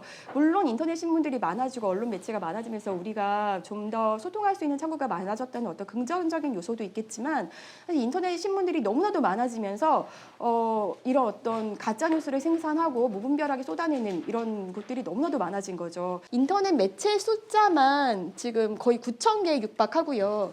그리고 전체 뭐 그 정기 간행물 숫자를 하자면 지금 어마어마하게 2만 개가 넘는 것처럼 보이는데 이렇게 들어가기 쉽지만 사실 등록 취소는 거의 없다는 것이 굉장히 문제인 겁니다. 그래서 제가 알기로는 그 언론사에서 광고 영업하시던 분들이 편집장 되는 경우도 제가 본 사례들이 있거든요. 그러니까 이게 장사가 된다는 거죠. 그만큼. 그렇다 보니까 사실 목사님들 중에서 언론사를 가지고 계신 분도 굉장히 상당수가 많습니다. 근데 목사님들이 교계 언론을 또 운영하시면은 그게 그냥 이해 범주 안에 저는 있는 것 같은데요. 목사님들이 땡땡 무슨 경찰 신문을 하시는 분도 있고요. 그분 같은 경우는 제가 취재했었던 어떤 성범죄를 일으켰던 어떤 교회 목사를 쉴드 쳐줬던 어떤 노회장이셨고요. 그리고 어떤 경우는 명성교회 멍성교회 세습을 직접적으로 좀 허용하는데 크게 기여한 어떤 목사의 경우는 이거 그냥 설명 얘기하겠습니다. 해피코리아 이뉴스라는 언론사를 그분이 소유하고 계시는데 사무실도 유령 사무실인 것으로 제가 파악을 했고요. 기사도 대부분 기사가 없고 뉴스원 기사를 그냥 올리시는 형태였어요. 근데 제가 알기로는 원래 그 자사 기사 30% 이상이 안 되면은 인터넷 신문이 아니라 서비스라고 해서 원래는 서비스라고 해서 신문이라든지 일보라든지 이렇게 신문처럼 보일 수 있는 이름도 쓸 수 없도록 되어 있는데 이렇게 규정이 허술하다는 거죠. 그러면 생각해 보십시오. 정광훈 씨가 앞으로 얼마나 언론을 가지고 장난칠지 굉장히 걱정이 되지 않으십니까? 그리고 꼭 비단 정광훈이 아니더라도 이렇게 어떤 정광훈 씨와 유사한 생각을 가진 사람들이 언론을 이용할 어떤 그런 소지가 너무 크다는 것이죠. 그래서 이런 데에 좀 대책이 굉장히 시급하지 않나 이렇게 생각을 해봅니다. 그렇다면 사실 이제 가짜뉴스 중독에 빠지신 분들이 굉장히 지금 많고 그 폐해가 굉장히 큰 것으로 드러나고 있는데 이분들을 좀 건져낼 수 있는 방법은 없을까? 사실 이미 중독에 빠져 계신 분들을 건져낼 방법은 저도 사실 찾지를 못하겠습니다. 하지만 예방할 수는 있지 않을까 싶어요. 그러니까 정광훈 씨 같은 경우 계속해서 성도들보다도 더 목회자들을 대상으로 그런 식으로 자기의 어떤 이념이라든지 이런 것들을 설파하고, 그리고 또 목회자들이 어떤 교회에서 또 성도들을 대상으로 설파하고, 이런 방법들을 굉장히 오랫동안 쓰면서 이런 것들이 지금의 어떤 정광훈 현상으로 나타나고 있는데, 대부분 목회자분들이 사실 역사 교육이라든지 이런 데 많이 소홀하시죠. 그리고 저도 최근에 알고 지내던 좀 늦가기 신학생들과 손절하는 일들이 생겼습니다. 사실 좀 자의반 타의반으로 이제 저한테 공격도 해오시고 이러면서 사이가 이제 벌어지게 됐고, 더 이상 이제 얘기가 통하지 않는 이런 것들을 보면서 좀 안타까운 현실들을 보게 되는데, 좀 청소년 혹은 좀 신학생 좀 이런 사람들을 대상으로 한 기존 언론 방식이 아닌 다른 형태의 어떤 접근 방식이라든지 교육 같은 것들이 굉장히 필요하지 않나 싶고요.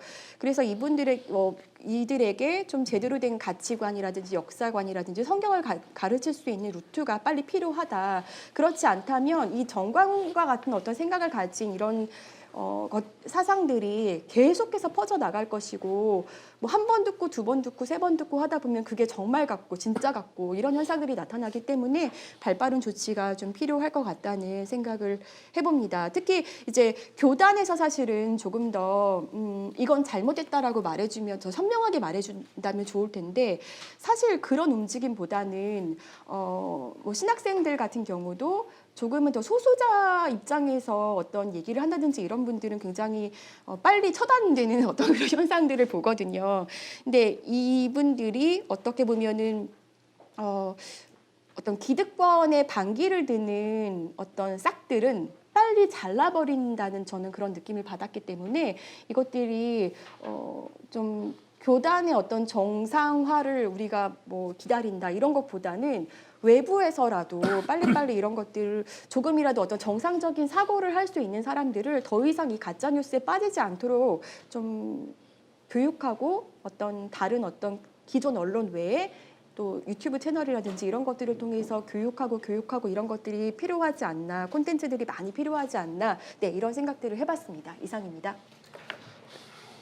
예, 이상으로 평안한무 뉴스 진실성 검증센터 권지현 센터장님께서 정광훈 현상과 언론이란 제목으로 마지막 발제를 해주셨습니다. 이어서 이 토론이 진행되겠는데요.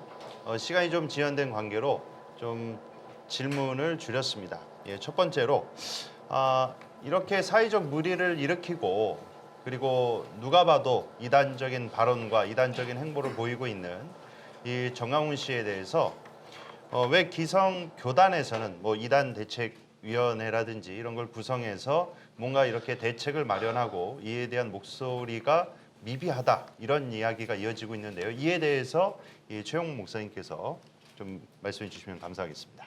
예. 글쎄요,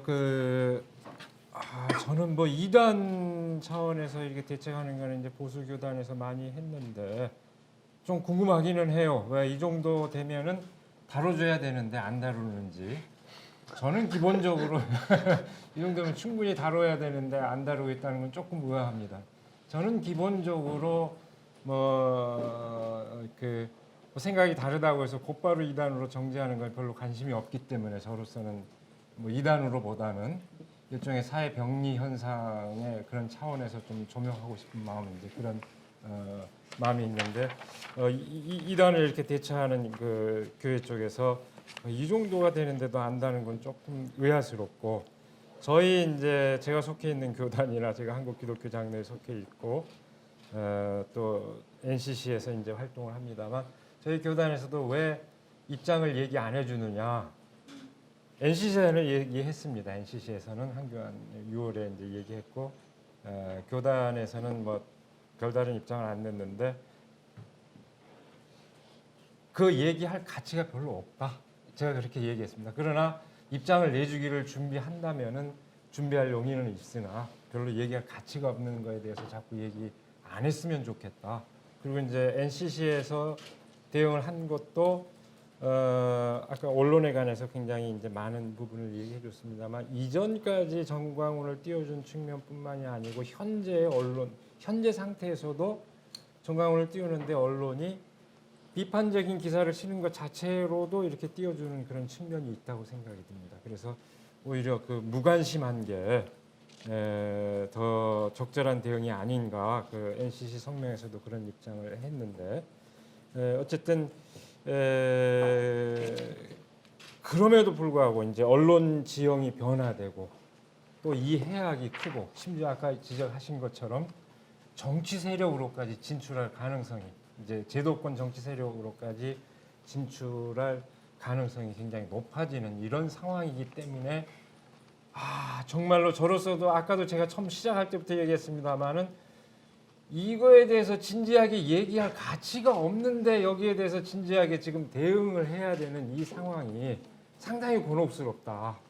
그러니까 정말로 이제 정말 그래서 이제 뭐 제가 다시 생각하기 시작하고 있습니다. 이걸 어떻게 대응을 해야 될까? 그 동안에는 좀 무시하는 전략을 저 개인적으로도 그렇고 제가 속해 있는 교단이나 NCC 차원에서도 그런 입장이 강했는데 그게 이제 능사만은 아닌 그러니까 여론 지형이 바뀐 상황에서 영향력을 확대해가는 이런 상황에서 정말로 대책이 필요하겠구나. 근데 이단이다. 그쪽에서는 그렇게 해줬으면 좋겠어요. 그러나 이제 우리 쪽에서는 또 다른 대응 방법을 좀 찾긴 해야 될 것 같은데요. 그 정도 얘기하겠습니다. 그리고 목사님 그 정강훈 씨가 이렇게 한국 개신교의 대표성을 띠게 된 그 배경 가운데는 한기총 회장이라는 그 직함 때문에 그렇게 알려진 게 그 밑배경이다라는 이야기가 있습니다. 그런데 이제 특히 비기독교인들이 봤을 때는 한기총이라는 집단을 자세히 모르기 때문에 기독교의 대표성을 이렇게 띠는 것처럼 보일 수도 있겠는데요. 지금까지 한기총에 대한 여러 가지 문제가 있어 왔고 해체에 대한 이야기가 아주 오래전서부터 있어 왔는데 그 별다른 이렇게 진전이 없어서 결국 정강훈이라는 이 괴물을 탄생시킨 게 아닌가. 그래서 내부에 자성하는 목소리도 나오고 있습니다. 근데 왜 그렇게 한기총이 해체되지 않고 있고 이런 많은 사회적 무리와 문제를 일으키고 있는데 이 한기총 해체가 왜 현실에서 이렇게 진전이 되지 않고 있는지에 대해서도 좀 말씀해 주셨으면 좋겠습니다. 그러니까 그건 이제 좀 어려운 문제인데요. 그 한기총이 현재 시점에서 한국 교회를 대표하지 않는다는 건 이제 되게 다 알고 있죠. 다수를 이뤘던 교단들, 중요 교단들이 다 빠져나갔고 했다는 건 이제 되게 다 이해하고 계시리라고 생각을 하고요. 이제 역사적인 맥락에서 볼 것 같으면은 원래 한국 교회를 대표하는 공적인 기관은 현재 한국 기독교 교회 협의회 1924년도에 조선연합 공의회가 결성이 되면서 그게 이제 모체가 돼 왔는데 이제 한기총이라고 하는 새로운 연합 단체가 형성된 것은 1989년이죠. 그러니까 그건 이제 중요한 계기가 있는데요. 1988년에 한국 기독교 교회 협의회가 민족의 평화와 통일에 관한 중요한 88 선언을 이제 발표했는데 거기서 이제 가장 불편하게 여겼던 것이 일종의 공식적으로 반공주의에 대한 철폐, 민족의 화해와 평화 통일을 이루는 걸 이제 지향하는 게 이제 기본 내용인데 그 내용이 들어가서 기존의 이제 반공주의를 신앙의 차원에서 받아들였던 교회 입장에서 그걸 불편하게 여겨서 결국은 한국 기독교 총연합회를 탄생시키게 되는 이제 계기가 됐는데 그게 소위 말하는 교회에서 얘기하는 어떤 공리회적 과정을 거쳐서 처음부터 형성이 된 게 아닙니다. 중요한 몇 분 그 유력한 인물들이 계시긴 하지만 그런 그 의해서 주도가 됐고 그 이후의 과정도 보면은 어떤 교회들의 공적인 합의 과정이나 절차 이런 것이 존중됐다고 보기는 어렵고 이제 그러나 그럼에도 불구하고 NCC하고는 다른 그 목소리를 내는 기독교 연합체로서 상당한 기간 동안 영향력을 가졌던 건 사실입니다. 이제 사실이지만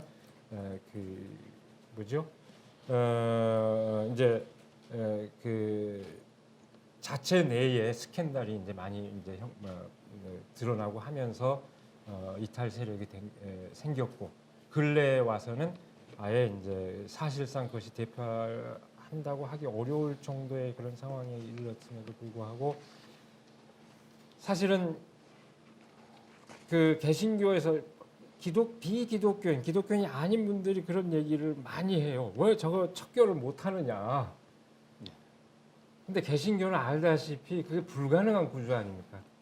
교단이 유일한 소위 치리권이라고 하는 권한을 갖고 있지 어떤 연합기관이 갖고 있는 것도 아니고 강제할 수 있는 길이 없어요. 그러니까 결국은 스스로의 자성에 의해서 물러나거나 아니면은 시민사회 또는 교계 일반의 어떤 요론 그런 상식에 의해서 그것이 그 비상식적인 그런 세력이 영향력을 이룰 수 있으면 이뤘지 스스로 교단 개신교 자체에서 그걸 그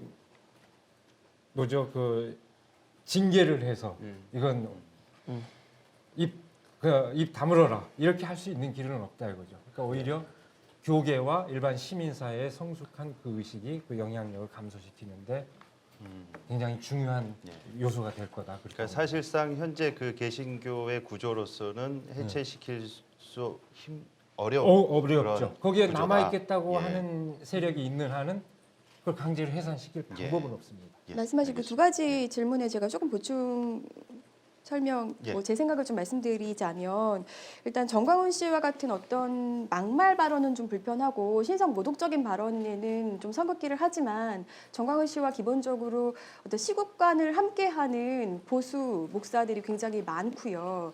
그리고 그분들이 대부분 교계의 어떤 정치력을 가지고 있는 거죠. 그렇기 때문에 사실 제가 이런 얘기도 들어본 적이 있습니다. 몇 년 전에 저도 전해 들은 건데 교계 방송국에 종사하는 한 친구로부터 들은 얘기예요. 이름만 들으면 알만한 한 큰 대형교회 목사가 그런 얘기들 자기들끼리 그런 얘기를 하더라는 거죠. 마지막 보루는 정광훈 목사다. 이런 얘기를 한 적도 있었다는 거죠. 그 정도로 어떻게 보면 정광훈 씨의 어떤 행보는 불편하지만 어떤 시국관을 같이 하면서 그 기득권을 계속해서 유지하려고 하는 목사들이 어떤 교단의 어떤 정치를 하시는 목사님들 중에 굉장히 많다. 그렇기 때문이 아닌가 저는 이렇게 생각하고요. 기본적으로 한국 개신교 그런 뿌리부터 짚어야 되는데 사실 다 아시겠지만 한국 개신교는 그 보수 개신교는 역사에서 우리나라 역사에서 그 기득권을 잃어본 적이 거의 없습니다. 그렇잖아요. 그런데 어떻게 보면 이렇게 문재인 정부가 들어서면서 그리고 본인들이 믿었던 어떤 당이 계속해서 괴멸돼가는 것들을 보면서 어떻게 보면 굉장히 불안했을 것이고 그래서 그런 어떤 불안함의 표출이지 않을까 싶기도 하거든요. 그래서 더욱더 이렇게 막말이라든지 어떤 누군가를 적으로 만들어서 본인들의 세를 결집하고 계속해서 그 기득권을 이어가려고 하는 어떤 모습들 그 열망이 있기 때문에 정광훈에 대한 어떤 그런 처벌이라든지 어떤 교단 내에서 빨리 이 문제를 수습해야겠다라는 의지 같은 것들이 훨씬 더 보이지 않다고 저는 보여지고요. 뭐 정광훈 씨가 소속돼 있던 교단에서는 제명 면직 처리를 하고 있지만 나머지 교단에서는 좀 이렇게 미진한 어떤 그런 모습들을 보이고 있으니까요. 그래서 부연 설명을 좀 해봤습니다. 예, 저도 잠깐만 덧붙여도 될까요? 예. 그러니까 이제 최근에 기독교 사회문제연구원에서 조사한 여론조사에 가면 정광훈을 지지하는 퍼센테이지가 13.4%로 나왔거든요. 그러니까 좀 심하지만은 그래도 지지한다 한 10.1%. 그다음에 무조건 옳다 3.3% 이렇게 나와서 이제 올해 조사한 것 중에 한 지표로서 13.4%. 그러니까 이것만 보면 이제 양 측면에서 해석할 가능성이 있어요. 그래도 한국 교계가 전반적으로 보수화돼 있고 정광훈을 다수가 지지하는 걸로 알았는데 그건 아니다. 예. 13.5. 그리고 이제 그런 안도하는 측면도 있지만 그러나 또 다른 걱정 우려되는 측면은 이건 무시 못할 수준이 아니다. 3%가 넘으면은 정당에 진출을 하게 되는데 열성적인 지지자가 3.3%라니 이게 만약에 그대로 투표율에 반영이 된다면은 이건 진보 제도권 정당에도 진출할 수 있는 지지율이다. 그러니까 이게 얼마만큼 폭발력을 가질 거냐. 그러니까 이걸 지지하는 세력이 엄연히 있다고 하는 걸 우리가 우려하는 측면에서는요. 이런 현실을 좀 보긴 봐야 될 것 같습니다. 예. 조금 아까 이단에 관련된 문제에 대해서 네, 조금 네. 첨언을 하면 사실 저는 이제 이단 관련된 사역을 하지만 교리적 잣대를 가지고 이단으로 정죄하는 너무 과한 부분에 대해서 오히려 반대의 목소리를 내는 입장이고 사실 아까 발제자들도 말씀드렸지만 이 문제는 이단 문제는 극히 일부분이에요. 사실 왜냐하면 신학적 비판 가치 없는 게 정당한 거거든요. 저도 공감합니다. 예. 그리고 이제 진짜. 기독교계 인사들 소위 기득권 세력들 중에 교단의 기득권 세력들 중에 아까 센터장님 말씀하신 것처럼 그 사람 정광훈 나름 애국을 하고 있다. 불편은 하지만 애국을 하고 있다라고 지지하고 있는 측면. 그것 때문에 교단에서 좀 빨리 움직이지 못하는 것도 있고 또 하나가 사실 교단에서 이단으로 결의하는 그 과정 자체가 굉장히 좀 복잡해요. 노회에서 헌의안이 올라와야 되고 그 다음에 총회에서 1년 동안 뭐 연구 보고를 해야 되고 그 다음에 결의를 해야 돼. 이 과정이 1년, 2년, 3년이 걸리거든요. 그러니까 아무리 문제가 심각해도 바로바로 결정을 못하는 구조인 거죠. 그리고 제가 여기서 한 단계 더 나아가서 자꾸 어떤 분들이 이 정광훈을 이단으로 결의해줘야 되지 않느냐. 그럼 이단으로 결의하면 이게 해결이 되느냐? 해결되는 거 아니거든요. 예를 들어 신천지를 신학적 비판 가치 없다고 결의했는데 신천지는 지금 21만 명 한 해 10,000명씩 넘게 빠진단 말이에요. 그러니까 아까 구조도 말씀하셨지만 자기가 교단에서 면직 제명 당했습니다. 그럼 나가서 자기가 교단 만들면 되거든요. 그게 지금 한국 실제로 만들었고 그렇기 때문에 그리고 또 오히려 이단으로 결의하면 그 사람들은 더 결집하게 될 거예요. 왜냐하면 이단들의 독특한 결집력이 있거든요. 뭐냐면 자기들은 비밀을 깨달은 집단. 뭔가 굉장히 독특한 우리만의 집단인데 이걸 모르는 사람들 우리를 핍박한다. 이 두 가지가 합쳐진 것이 굉장히 독특한 형태의 결속력으로 나타나는 게 이단 사입이기 때문에 이거는 이단으로 결의하느냐 안 하느냐의 문제는 사실 뭐 8기 교단 이대위에서 뭔가 하겠다라고 얘기하지만 이단으로 결의하고 안 하고의 문제는 그리 중요한 문제가 아니다. 저는 그렇게 오히려 생각을 하게 됩니다. 예. 더 결집시켜주는 효과도 있죠. 네. 예. 예. 그래서 그 정리하자면 한기총 해체는 구조적으로 어렵고 그리고 또 하나는 13.4%의 지지율. 그러니까 뭐 엄밀히 따지고 보면 좀 차등이 있을 수 있겠지만 개신교인의 10명 중에 1명이 정광훈을 지지하고 있다고 볼 수 있겠죠. 예. 그리고 또 이단적인 문제가 아닐지라도 이 보수의 문제, 그 이런 애국의 문제 이런 쪽으로 접근해서도 지지하시는 분들도 있기 때문에 사실상 이단 규정 그 이상의 문제가 총체적으로 결부돼 있다. 예, 그런 말씀으로 듣겠습니다. 그럼 한 가지 더 제가 이번에는 그 김성애 소장님께 그 여쭤보고 싶은 질문이 있는데요. 한간에는 박근혜 전 대통령 뒤에 최태민과 최순실이 있듯이 이 황교안 뒤에 그 정광훈 씨가 있는 게 아니냐 이제 이런 말까지 나오고 있습니다. 그 정광훈 씨의 집회에 가보면 그 전현직 야당 의원들이 모습을 보이고 있는데요. 도대체 이 정치권과 이렇게 기독교 구구 세력이 함께 손잡는 그 당연히 서로의 이익을 위해서 그러겠죠. 그런 근본적인 이유가 뭐라고 보시는지 좀 말씀해 주시면 감사하겠습니다. 박근혜 씨하고 최태민 목사의 관계하고는 제가 보기엔 좀 그 거리가 서로 있는 문제로 보여지고요. 여기는 그에 비하면 훨씬 더 이익 공동체에 가까운 성격을 띠고 있다고 생각을 기본적으로 합니다. 그리고 지금 이제 이 주변에 붙어 있는 정치인들이 대부분 본인이 인원을 동원할 수 있는 능력이 더 이상 없는 한물 간 사람들이거든요. 그런데 여기서는 아직 써먹을 수 있는. 그러니까 가요 톱10에 못 나오는 가요 톱10에 나오던 가수들인데 이제는 뮤직뱅크에서 안 불러주니까 미사리에 가서 노래하잖아요. 예. 그래서 이분들도 본인에게 환호해주는 그 본인의 찬란하던 40대를 기억해준 우리 7, 80대 어르신들 앞에서는 아직 할 얘기가 남아 있는 거니까. 그리고 정치는 기본적으로 대중의 관심을 먹고 사는데 누구든 모아서 불러준다면 거기에는 뭐 저는 당연히 가는 게 정치인이라고 생각을 하고 이제 황교안 전도사는 조금 달라요. 그러니까 이제 그 제가 어디 가서 농담으로 그렇게 했는데 그 박노해 시인 옛날에 노동의 새벽에 시 중에 아직은 시다 나는 저 미싱대에 오르고 싶다 이렇게 얘기한 대목을 기억하신 분들이 계실 텐데 하시면 다 아직은 한데 그런 거예요. 전도사는 강대상에 올라서 설교를 할 수 없거든요. 그 신분적 제약이 있지 않습니까? 근데 이 지금 이 집회를 주말에 집회하는 형태를 보면 교회 부흥회 같은 거죠.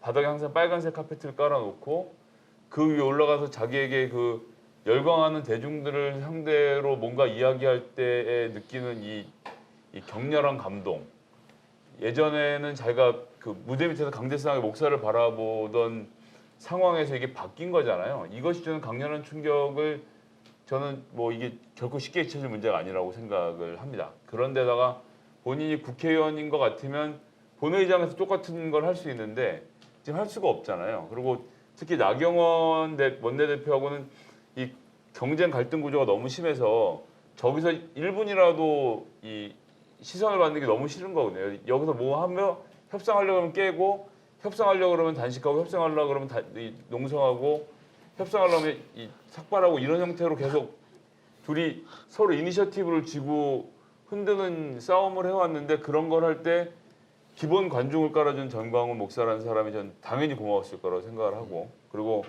공안검사라는 자기 정체성이라는 것은 결국 남과 내가 생각이 어떻게 다른지 이 체제를 어떻게 잘 유지할 것인지의 관점에서 세상을 바라보는데 이건 제가 발제했던 감염의 공포로 다시 돌아가는 거죠. 예.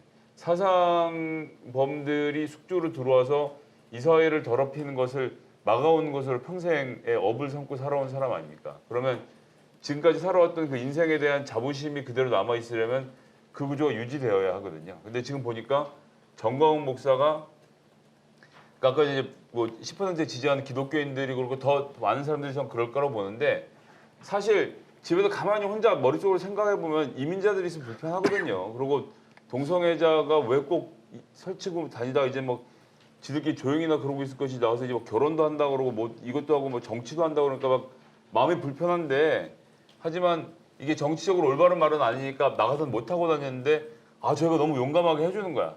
그러니까 동의는 못 한다고 이제 짐짓 손살은 치지만 마음속에서는 시원함이 느껴지는 거죠.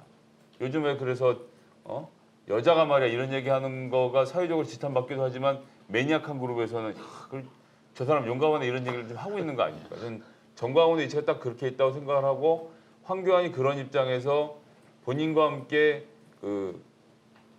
이런 어려운 시국에 할 말을 하는 사람으로서의 서로의 정체성을 좀 공유하고 있다고 보고요. 그렇기 때문에 같이 할 수 있는 부분이 무엇이 있을까 찾고 있는 중이고 전 그러니까 선거 과정에서도 어떻게 할지 모르겠지만 저는 서로 아예 모른 척하고 지나갈 사이는 아닐 거라고 생각합니다. 그리고 지금까지 문재인 정부가 만들어진 이래 2년 반 동안 쌓아오면서 다져왔던 전우회 예. 세상에 제일 무서운 게 전우회거든요. 예.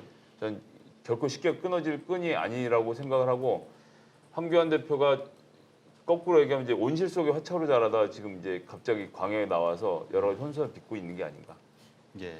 저는 꼭 좀 여쭤보고 싶은데 사실 이제 그 중도층을 끌어안아야 되는 숙제가 있었단 말이죠. 자유한국당 같은 경우는 그렇잖아요. 모든 지금 당들이 다 그렇긴 하지만 근데 이제 그 상황에서 황교안 대표에게는 중도층을 끌어안을 수 있는 어떤 표를 얻을 수 있는 아이디어나 이런 게 없는 거예요. 그런데 좀 대중 동원 능력이 있는 오히려 정광훈이라는 사람, 그 사람이 어떻게 적인 어떤 행동을 하는 그쪽이 훨씬 더 손쉬워 보이지 않았을까. 그 눈에 보이는 게 좀 확실하다고 느꼈을 것이고 뭐 그런 것도 있었죠. 저희가 지금 힐난하고 있지만 이제 시계를 1년 반 전 황교안 대표 당선 전으로 돌려보면 자유한국당 지지율이 5에서 10 나오던 시절이 있었거든요. 저 정당도 아니라고 사람들이 하고 지지층마저도 다 등을 돌리고 망가져 있던 당을 지금 30%까지 끌어올린 거예요. 이건 황교안 대표의 능력이었고 역할이었습니다. 거기에 핵심은 지지층의 결집이었던 거죠. 그러니까 황교안 대표와 자유한국당은 지금 그러니까 오늘까지는 단 한 번도 중도층에 관심을 가져본 적이 없어요. 그럴 시기가 아니었고 시기상으로는 코어를 다질 때였던 거고 지금 선거가 120일이나 남았습니다. 한국 정치에서 120일은 10만 광년 같이 먼 미래거든요. 그렇기 때문에 그리고 이번 선거에서 황교안 대표와 자유한국당은 총선에서 과반수를 득표하고 이런 목표가 있는 사람들이 아니에요. 지금은 코어를 살려서 이 파도를 견디고 이 힘으로 문재인 정부 레임덕을 때려서 2022년 대선에서 승부를 보겠다는 구조이기 때문에 저는 당분간은 코어를 유지하는 쪽에 집중을 할 것이고 그 코어 중에 큰 역할을 담당하고 있는 기독교계를 계속 안고 갈 것이다. 그렇게 봅니다. 예. 제가 안 그래도 드리려던 질문이었습니다. 아까 발제해 주실 때 해외에서 구구 기독교 세력 또는 구구 근본주의 종교 세력들이 원내 의석을 실제로 차지했고 그 퍼센테이지를 어느 정도 이렇게 점유함으로써 여러 사회적인 우려 현상을 나타나게 된 것을 말씀해 주셨는데요. 그 앞으로 총선을 앞두고 그 자한당, 기독교 정당 그리고 우리공화당이 있습니다. 이것을 이 보수 대통합을 해서 연대로 갈지 아니면 각자 도생으로 갈지 그 과정 가운데 이 정강훈 씨의 역할에 대해서 어떤 역할을 해줄 것이고 지금 정강훈 씨가 이 정치적 그 영향력을 끼치는 이 판세에서 앞으로 향후 전망이 어떤지 좀 저는 말씀해 주십시오. 소위 말하는 새로운 보수당을 포함해서 새로운 보수당도 지역구가 몇 개 없지 않습니까?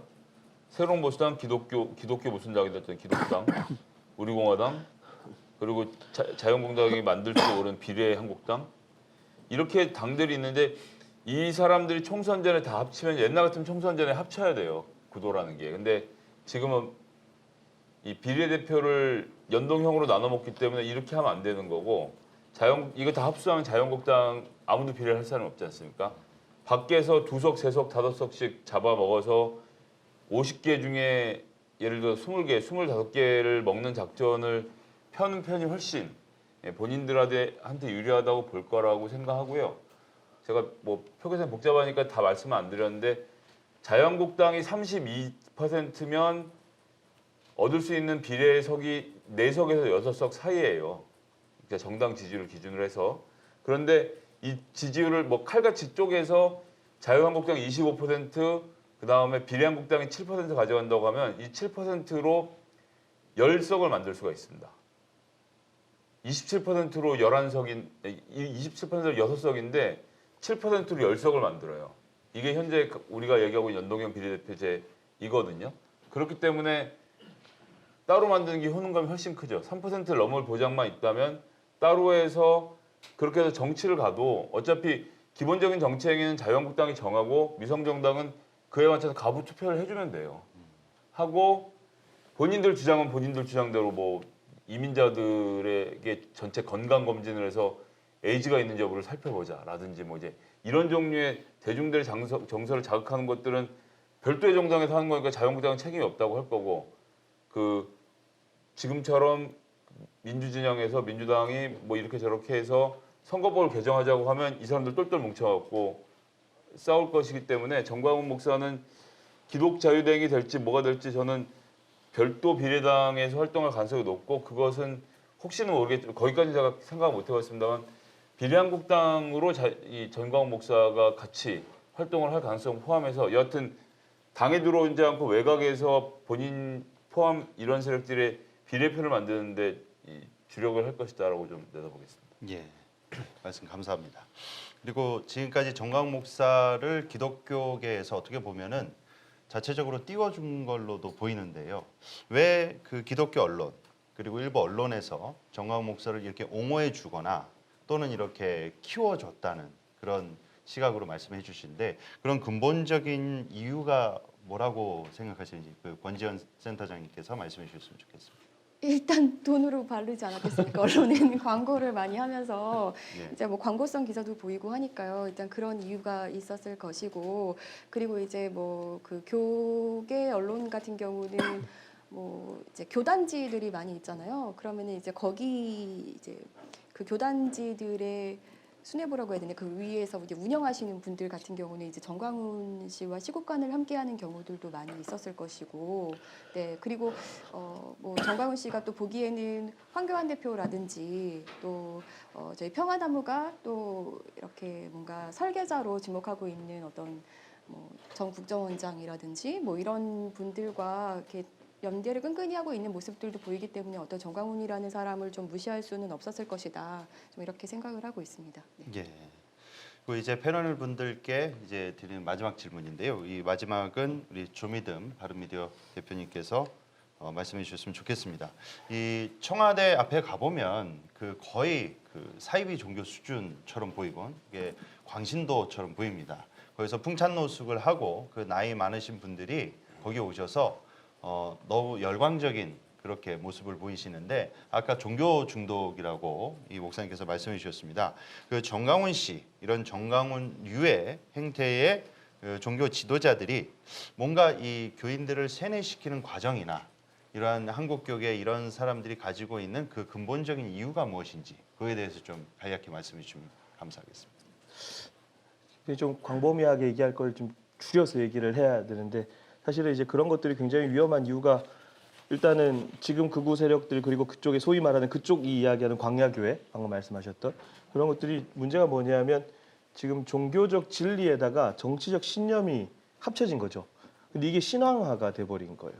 그러니까 이제 신앙화라는 것은 기독교인으로서는 좀 포기해서는 안 되는 부분인데 이게 정치적 신념하고 종교적 진리 두 개가 결합이 돼서 신앙화가 되다 보니까 이 종교의 문제에 정치 영역이 굉장히 크게 작용하게 되는 것이고 정치의 문제를 이제는 진리의 문제로 접근하게 되는 거죠.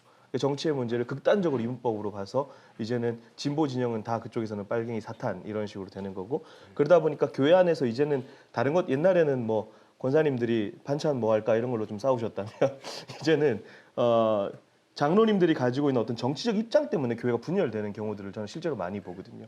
그런 문제가 많이 발생하고 또 정치 집회에 지금 광화문 나가보면 이단들이 굉장히 많이 나와 있어요. 그러니까 흔히 얘기하는 교리적으로 우리가 좀 어느 정도 타 교단에서 정죄하는 그런 수준이 아니라 한국 교회에서 한국 사회에서 좀 문제시되고 사회적으로 문제를 일으키는 이단 사이비 집단들도 같이 지금 들어와서 완전히 막 혼재돼 있는 그런 상황이다 보니까 성도들이 되게 혼란을 많이 겪게 되는 것이죠. 그러니까 경계선이 굉장히 모호해진 그런 결과를 가져왔던 거고요. 그다음에 아까 세뇌 말씀하셨는데 이게 사실은 굉장히 복잡한 문제인데 딱 축약적으로 지금 사태에서 말씀드리면 세뇌에도 메커니즘이 있더라고요. 메커니즘이 있는데 그중에 제일 대표적인 게 두려움을 유발하는 겁니다.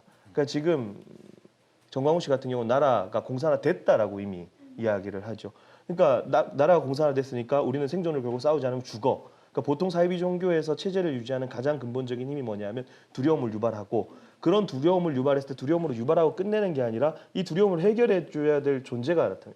당신이 그런 두려움을 가지고 있지만 그 두려움은 나만 해결해 줄 수 있어. 이게 사이비 종교 교주의 특징이거든요. 그리고 사이비 종교를 이끌어가는 세뇌 메커니즘이고 지금 딱 그런 형태로 하기 때문에 정광훈 사태는 아까도 말씀드린 것처럼 앞으로 계속해서 좀 추이를 지켜봐야 되는 부분이고 저는 뭐 이단 관련된 쪽으로 일을 하지만 단순히 이거는 이단 뭐 이런 식으로 뭐 정치 이런 식으로 하나하나 이렇게 낱개로 떼서 볼 문제가 아니라 좀 총체적으로 이해해야 될 문제가 아닌가 저는 좀 그렇게 생각을 합니다. 네.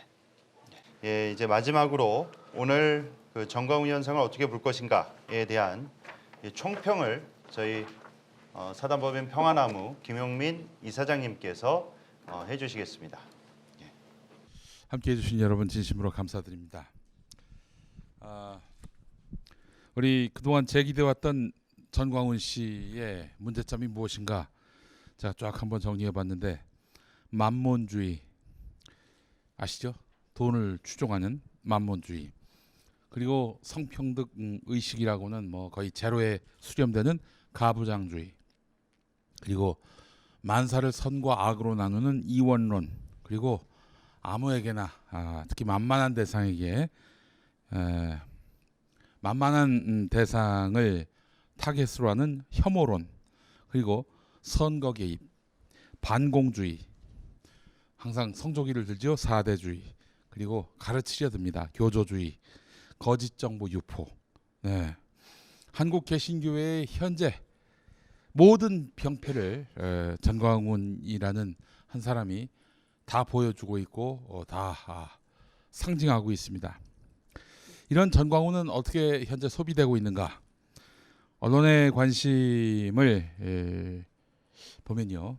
기성 매체가 어떻게 전광훈을 소비하는지 그 메커니즘을 파악할 수 있게 됩니다. 그는 한국 개신교에 대한 조롱과 병폐의 어떤 대상이 되고 있습니다. 센세이셔널한 이슈를 만들어내는 전광훈은 많은 대중들로 하여금 그래 내가 기독교에 대해서 비판하는 것이 옳았어 하는 그런 대중정서에 대해서 정당성을 부여합니다. 앞으로도 이런 식의 언론의 시각과 또한 이슈 제기는 계속될 것입니다. 심지어 이런 일도 있었습니다. 저희 평화나무가 여러 이른바 비기독교 매체들로부터 취재 요청을 받습니다. 그래서 다 도와드려요. 열심히 도와드리는데 지난주에는 말이죠. 그렇게 열심히 도와줬음에도 불구하고 나중에 도와주시는 분에서 엔딩 스크롤 나가잖아요. 하나도 안 넣어줘요. 이런 적이 한두 번이 아닙니다. 진짜 아주 이거는 남의 공력을 갈취하는 행위 아니겠습니까? 언제 기회 되면 제대로 한번 좀 얘기해 볼까 하는데, 여간 그 매체가 그렇게 보도를 했어요. 근데 같은 매체에서 전광훈 아이템을 또 다루고 있었어요. 그쪽에서 연락이 왔습니다. 아니, 우리 매체에서 이게 나갈 줄은 몰랐다. 난 어떡하냐? 우린 어떡하냐? 이러고 있는 거예요. 아이템이 겹치는 겁니다. 한 매체 안에서. 이런 일들이 비일비재하는 걸 보면서, 야, 역시 전광훈은 지금 언론이 가장 달콤하게 소비하고 있는 대상이구나. 그들이 뭐 교회가 바로 서고, 또한 그래서 이 사회에서 종교가 평화의 주역으로서 자리매김하기를 바라는 마음에서 그런 보도를 기획할 리는 만무할 것이고, 근데 참 안타깝게도 이 전광훈과는 전혀 노선을 달리하는 교회와 목사님들이 전광훈 현상 때문에 엄청난 유탄을 맞고 있다는 점입니다. 싸다 벼서 다 그냥 십자가 탑만 있으면 전광훈 부류로 이제 인지가 되고 있어요. 이건 사실 예전에 기독교 쪽에 케이블 방송이 생기고 나서 벌어진 일이기도 합니다. 이름 없이 빚도 없이 작은 규모지만 정말 건강하고 아름답게 교회 공동체를 이끌어가는 목사님들 교회가 많은데, 아니 TV에 나오는 이게 안방까지 찾아간 교회가 사실은 케이블 방송 아니겠습니까? 기독교 케이블 방송. 이 케이블 방송이 들어가면서 그때부터 교회는 온통 대형 교회의 메시지로, 보수 교회 메시지로, 돈 있는 교회 메시지로 이제 각인이 됐던 것이죠. 그래서 그 이후로 통계적으로 보더라도 기독교는 내리막길을 걸었습니다. 복음 전파를 위해서 기독교 케이블 방송이 들어왔는데, 그런 명목으로 세워졌는데 거꾸로 복음을 막고 있어요. 근데 요즘엔 또 이런 일반 매체에서 전광훈 씨가 열심히 소비되면서 한국 개신교회의 그런 위상도 덩달아 같이 추락하고 있는 안타까운 현상을 보게 됩니다. 자, 언론만 소비를 하는 것이 아닙니다. 대형 교회 목사들도 전광훈을 소비하고 있습니다. 대형 교회 목사들은 자기들이 나서서 돌격대 행세를 할 수 없으니 이런 와중에 전광훈이 돌격대로 나서준단 말이죠. 나는 할 수 없지만 전광훈이가 해주니까 고맙다. 나름대로 똘끼 충만한 전광훈이지만 그래도 이렇게 또 기여하는 바가 있구나. 똥이 약으로 쓰일 때도 있구나. 이런 생각을 하면서 물밑에서 도와주는 교회들이 꽤 있습니다. 평소에는 반동성애 활동한다면서 도와줘요. 그러나 결국에는 그 자금이 나중에 선거 국면에서는 반동성애 정치인 소탕한다면서 그렇게 극우 정치 세력의 우군으로서 그런 반동성애 활동 자금이 그 정치 선거용으로 전용된다는 점 저희가 예의주시하고 있습니다. 그래서 대형교회 목사들은 전광훈과 선을 그어야 하고요. 당연히 질타도 해야 합니다. 정치적 견해가 같다는 이유만으로 그와의 관계성을 지키는 목사가 있습니다. 최홍준 목사가 대표적입니다. 부끄러운 줄 알아야 돼요. 차라리 정필도는 말이죠. 제가 목사라는 호칭 붙이지 않겠습니다. 전광훈을 지지하는 이런 사람들이 무슨 목사 호칭을 붙일 수 있겠어요. 아유, 좀 격정적으로 질타를 합니다. 그의 정치적 신념은 같지만은 하나님에 대해서 모독한 거는 무슨 실수라고 이야기하고 있어요. 정신 나간 사람들입니다, 정말. 정치적 견해가 같다는 이유만으로 그와의 관계성을 지키려는 그 태도는 한국 교회를 더욱 병들게 만들 것입니다. 자, 그리고 우파 정치 세력도 전광훈을 소비합니다. 우파 정치 세력은 전광훈의 저돌성뿐만 아니라 또한 어마어마한 인원 동원 능력 여기에 탐복하고 있습니다. 그래서 가장 적극적인 우군 세력으로서 전광훈을 이렇게 선호하고 있는 것입니다. 사실 현재 우파 정치 세력이 병들어 있는 현상과 연결되어 있습니다. 전광훈을 소비하는 행태를 보면요. 중도를 넘어서 합리적 진보에까지 지지세를 넓혀야 선거에서 승리할 수 있는데 그럴 동력도 없고 진정성도 없는 보수 정치 세력 아닙니까? 2016년 총선 이후 대선 지방선거 연전연패하는 상황에서 이 전광훈에게 손을 내밀었다 하면 우파 정치 세력이 얼마나 지금 갈피를 못 잡고 있는지를 보여주는 대목이라고 생각합니다. 게다가 공권력 등이 청와대 앞에서의 행패를 전혀 제지하지 못하고 있는 이런 상황으로 보자면은 좀 전광훈은 여러 군데에서 자신에 대해서 주목해 주니 자신이 향후 10년 동안 대한민국을 좌지우지할 것이다. 이런 이야기까지 합니다. 본인이 이용당하는 줄 모르고. 전광훈 씨에 대한 강제 수사는 절실합니다. 그는 한국교회뿐만 아니라 전광훈 씨 자신을 위해서도 매우 시급한 일입니다. 추종자가 오한의 고통을 받고 있고 지역 주민에게 민폐를 끼치고 있고 교회 망신 톡톡히 시키고 있고 전광훈 씨나마 자기가 붙잡히면 감옥에 들어가면 예수처럼 될 것이다 이렇게 생각하고 있는 모양입니다. 그러나 그의 길은 예수가 아니라 허경영의 길일 뿐입니다. 이 싸움은 한국계 신교가 이런 거짓 선지자를 한국교회 스스로 정리할 수 있는가 없는가 시금석이 될 것입니다. 평화나무가 이 일에 사력을 기울이는 이유입니다. 네, 오늘 함께해 주신 여러분 감사하고요. 평화나무 앞으로 활동 많이 또 관심 가져주시면 감사하겠습니다. 아울러 저희가 12월 26일 아침 10시에 광주 극동방송 앞에서 김장환 목사 규탄 집회를 엽니다. 전동환과 12.12 호화오찬을 함께한 인물입니다.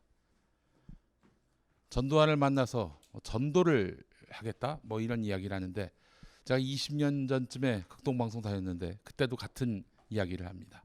그래 20년 동안 어떻게 전도가 안 됐습니까? 전두환 만난 때가 1980년인데 40년 지나도록 지금 전도가 안 되고 있어요.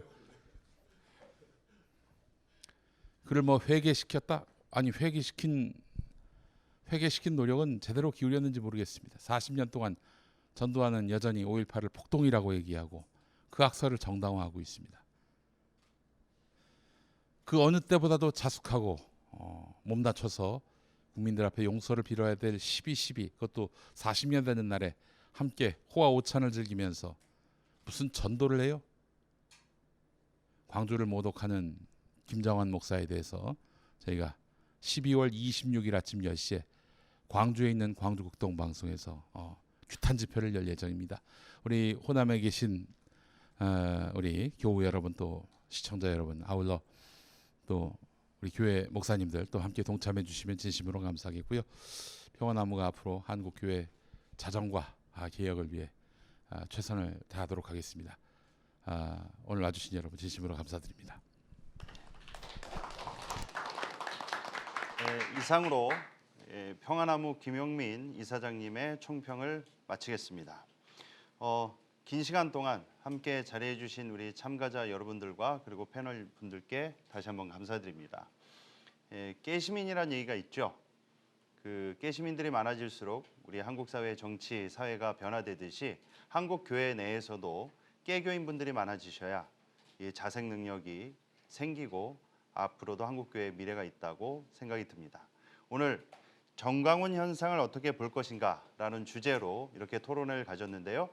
오늘 이 시간을 통해서 다시 한번 신학적, 정치적, 사회적, 이단적 그리고 언론 측면에서 총체적으로 살펴보는 시간을 가졌습니다. 자리해 주신 여러분께 다시 한번 감사드리겠습니다. 저희 이상으로 오늘 토론회를 마치도록 하겠습니다. 감사합니다.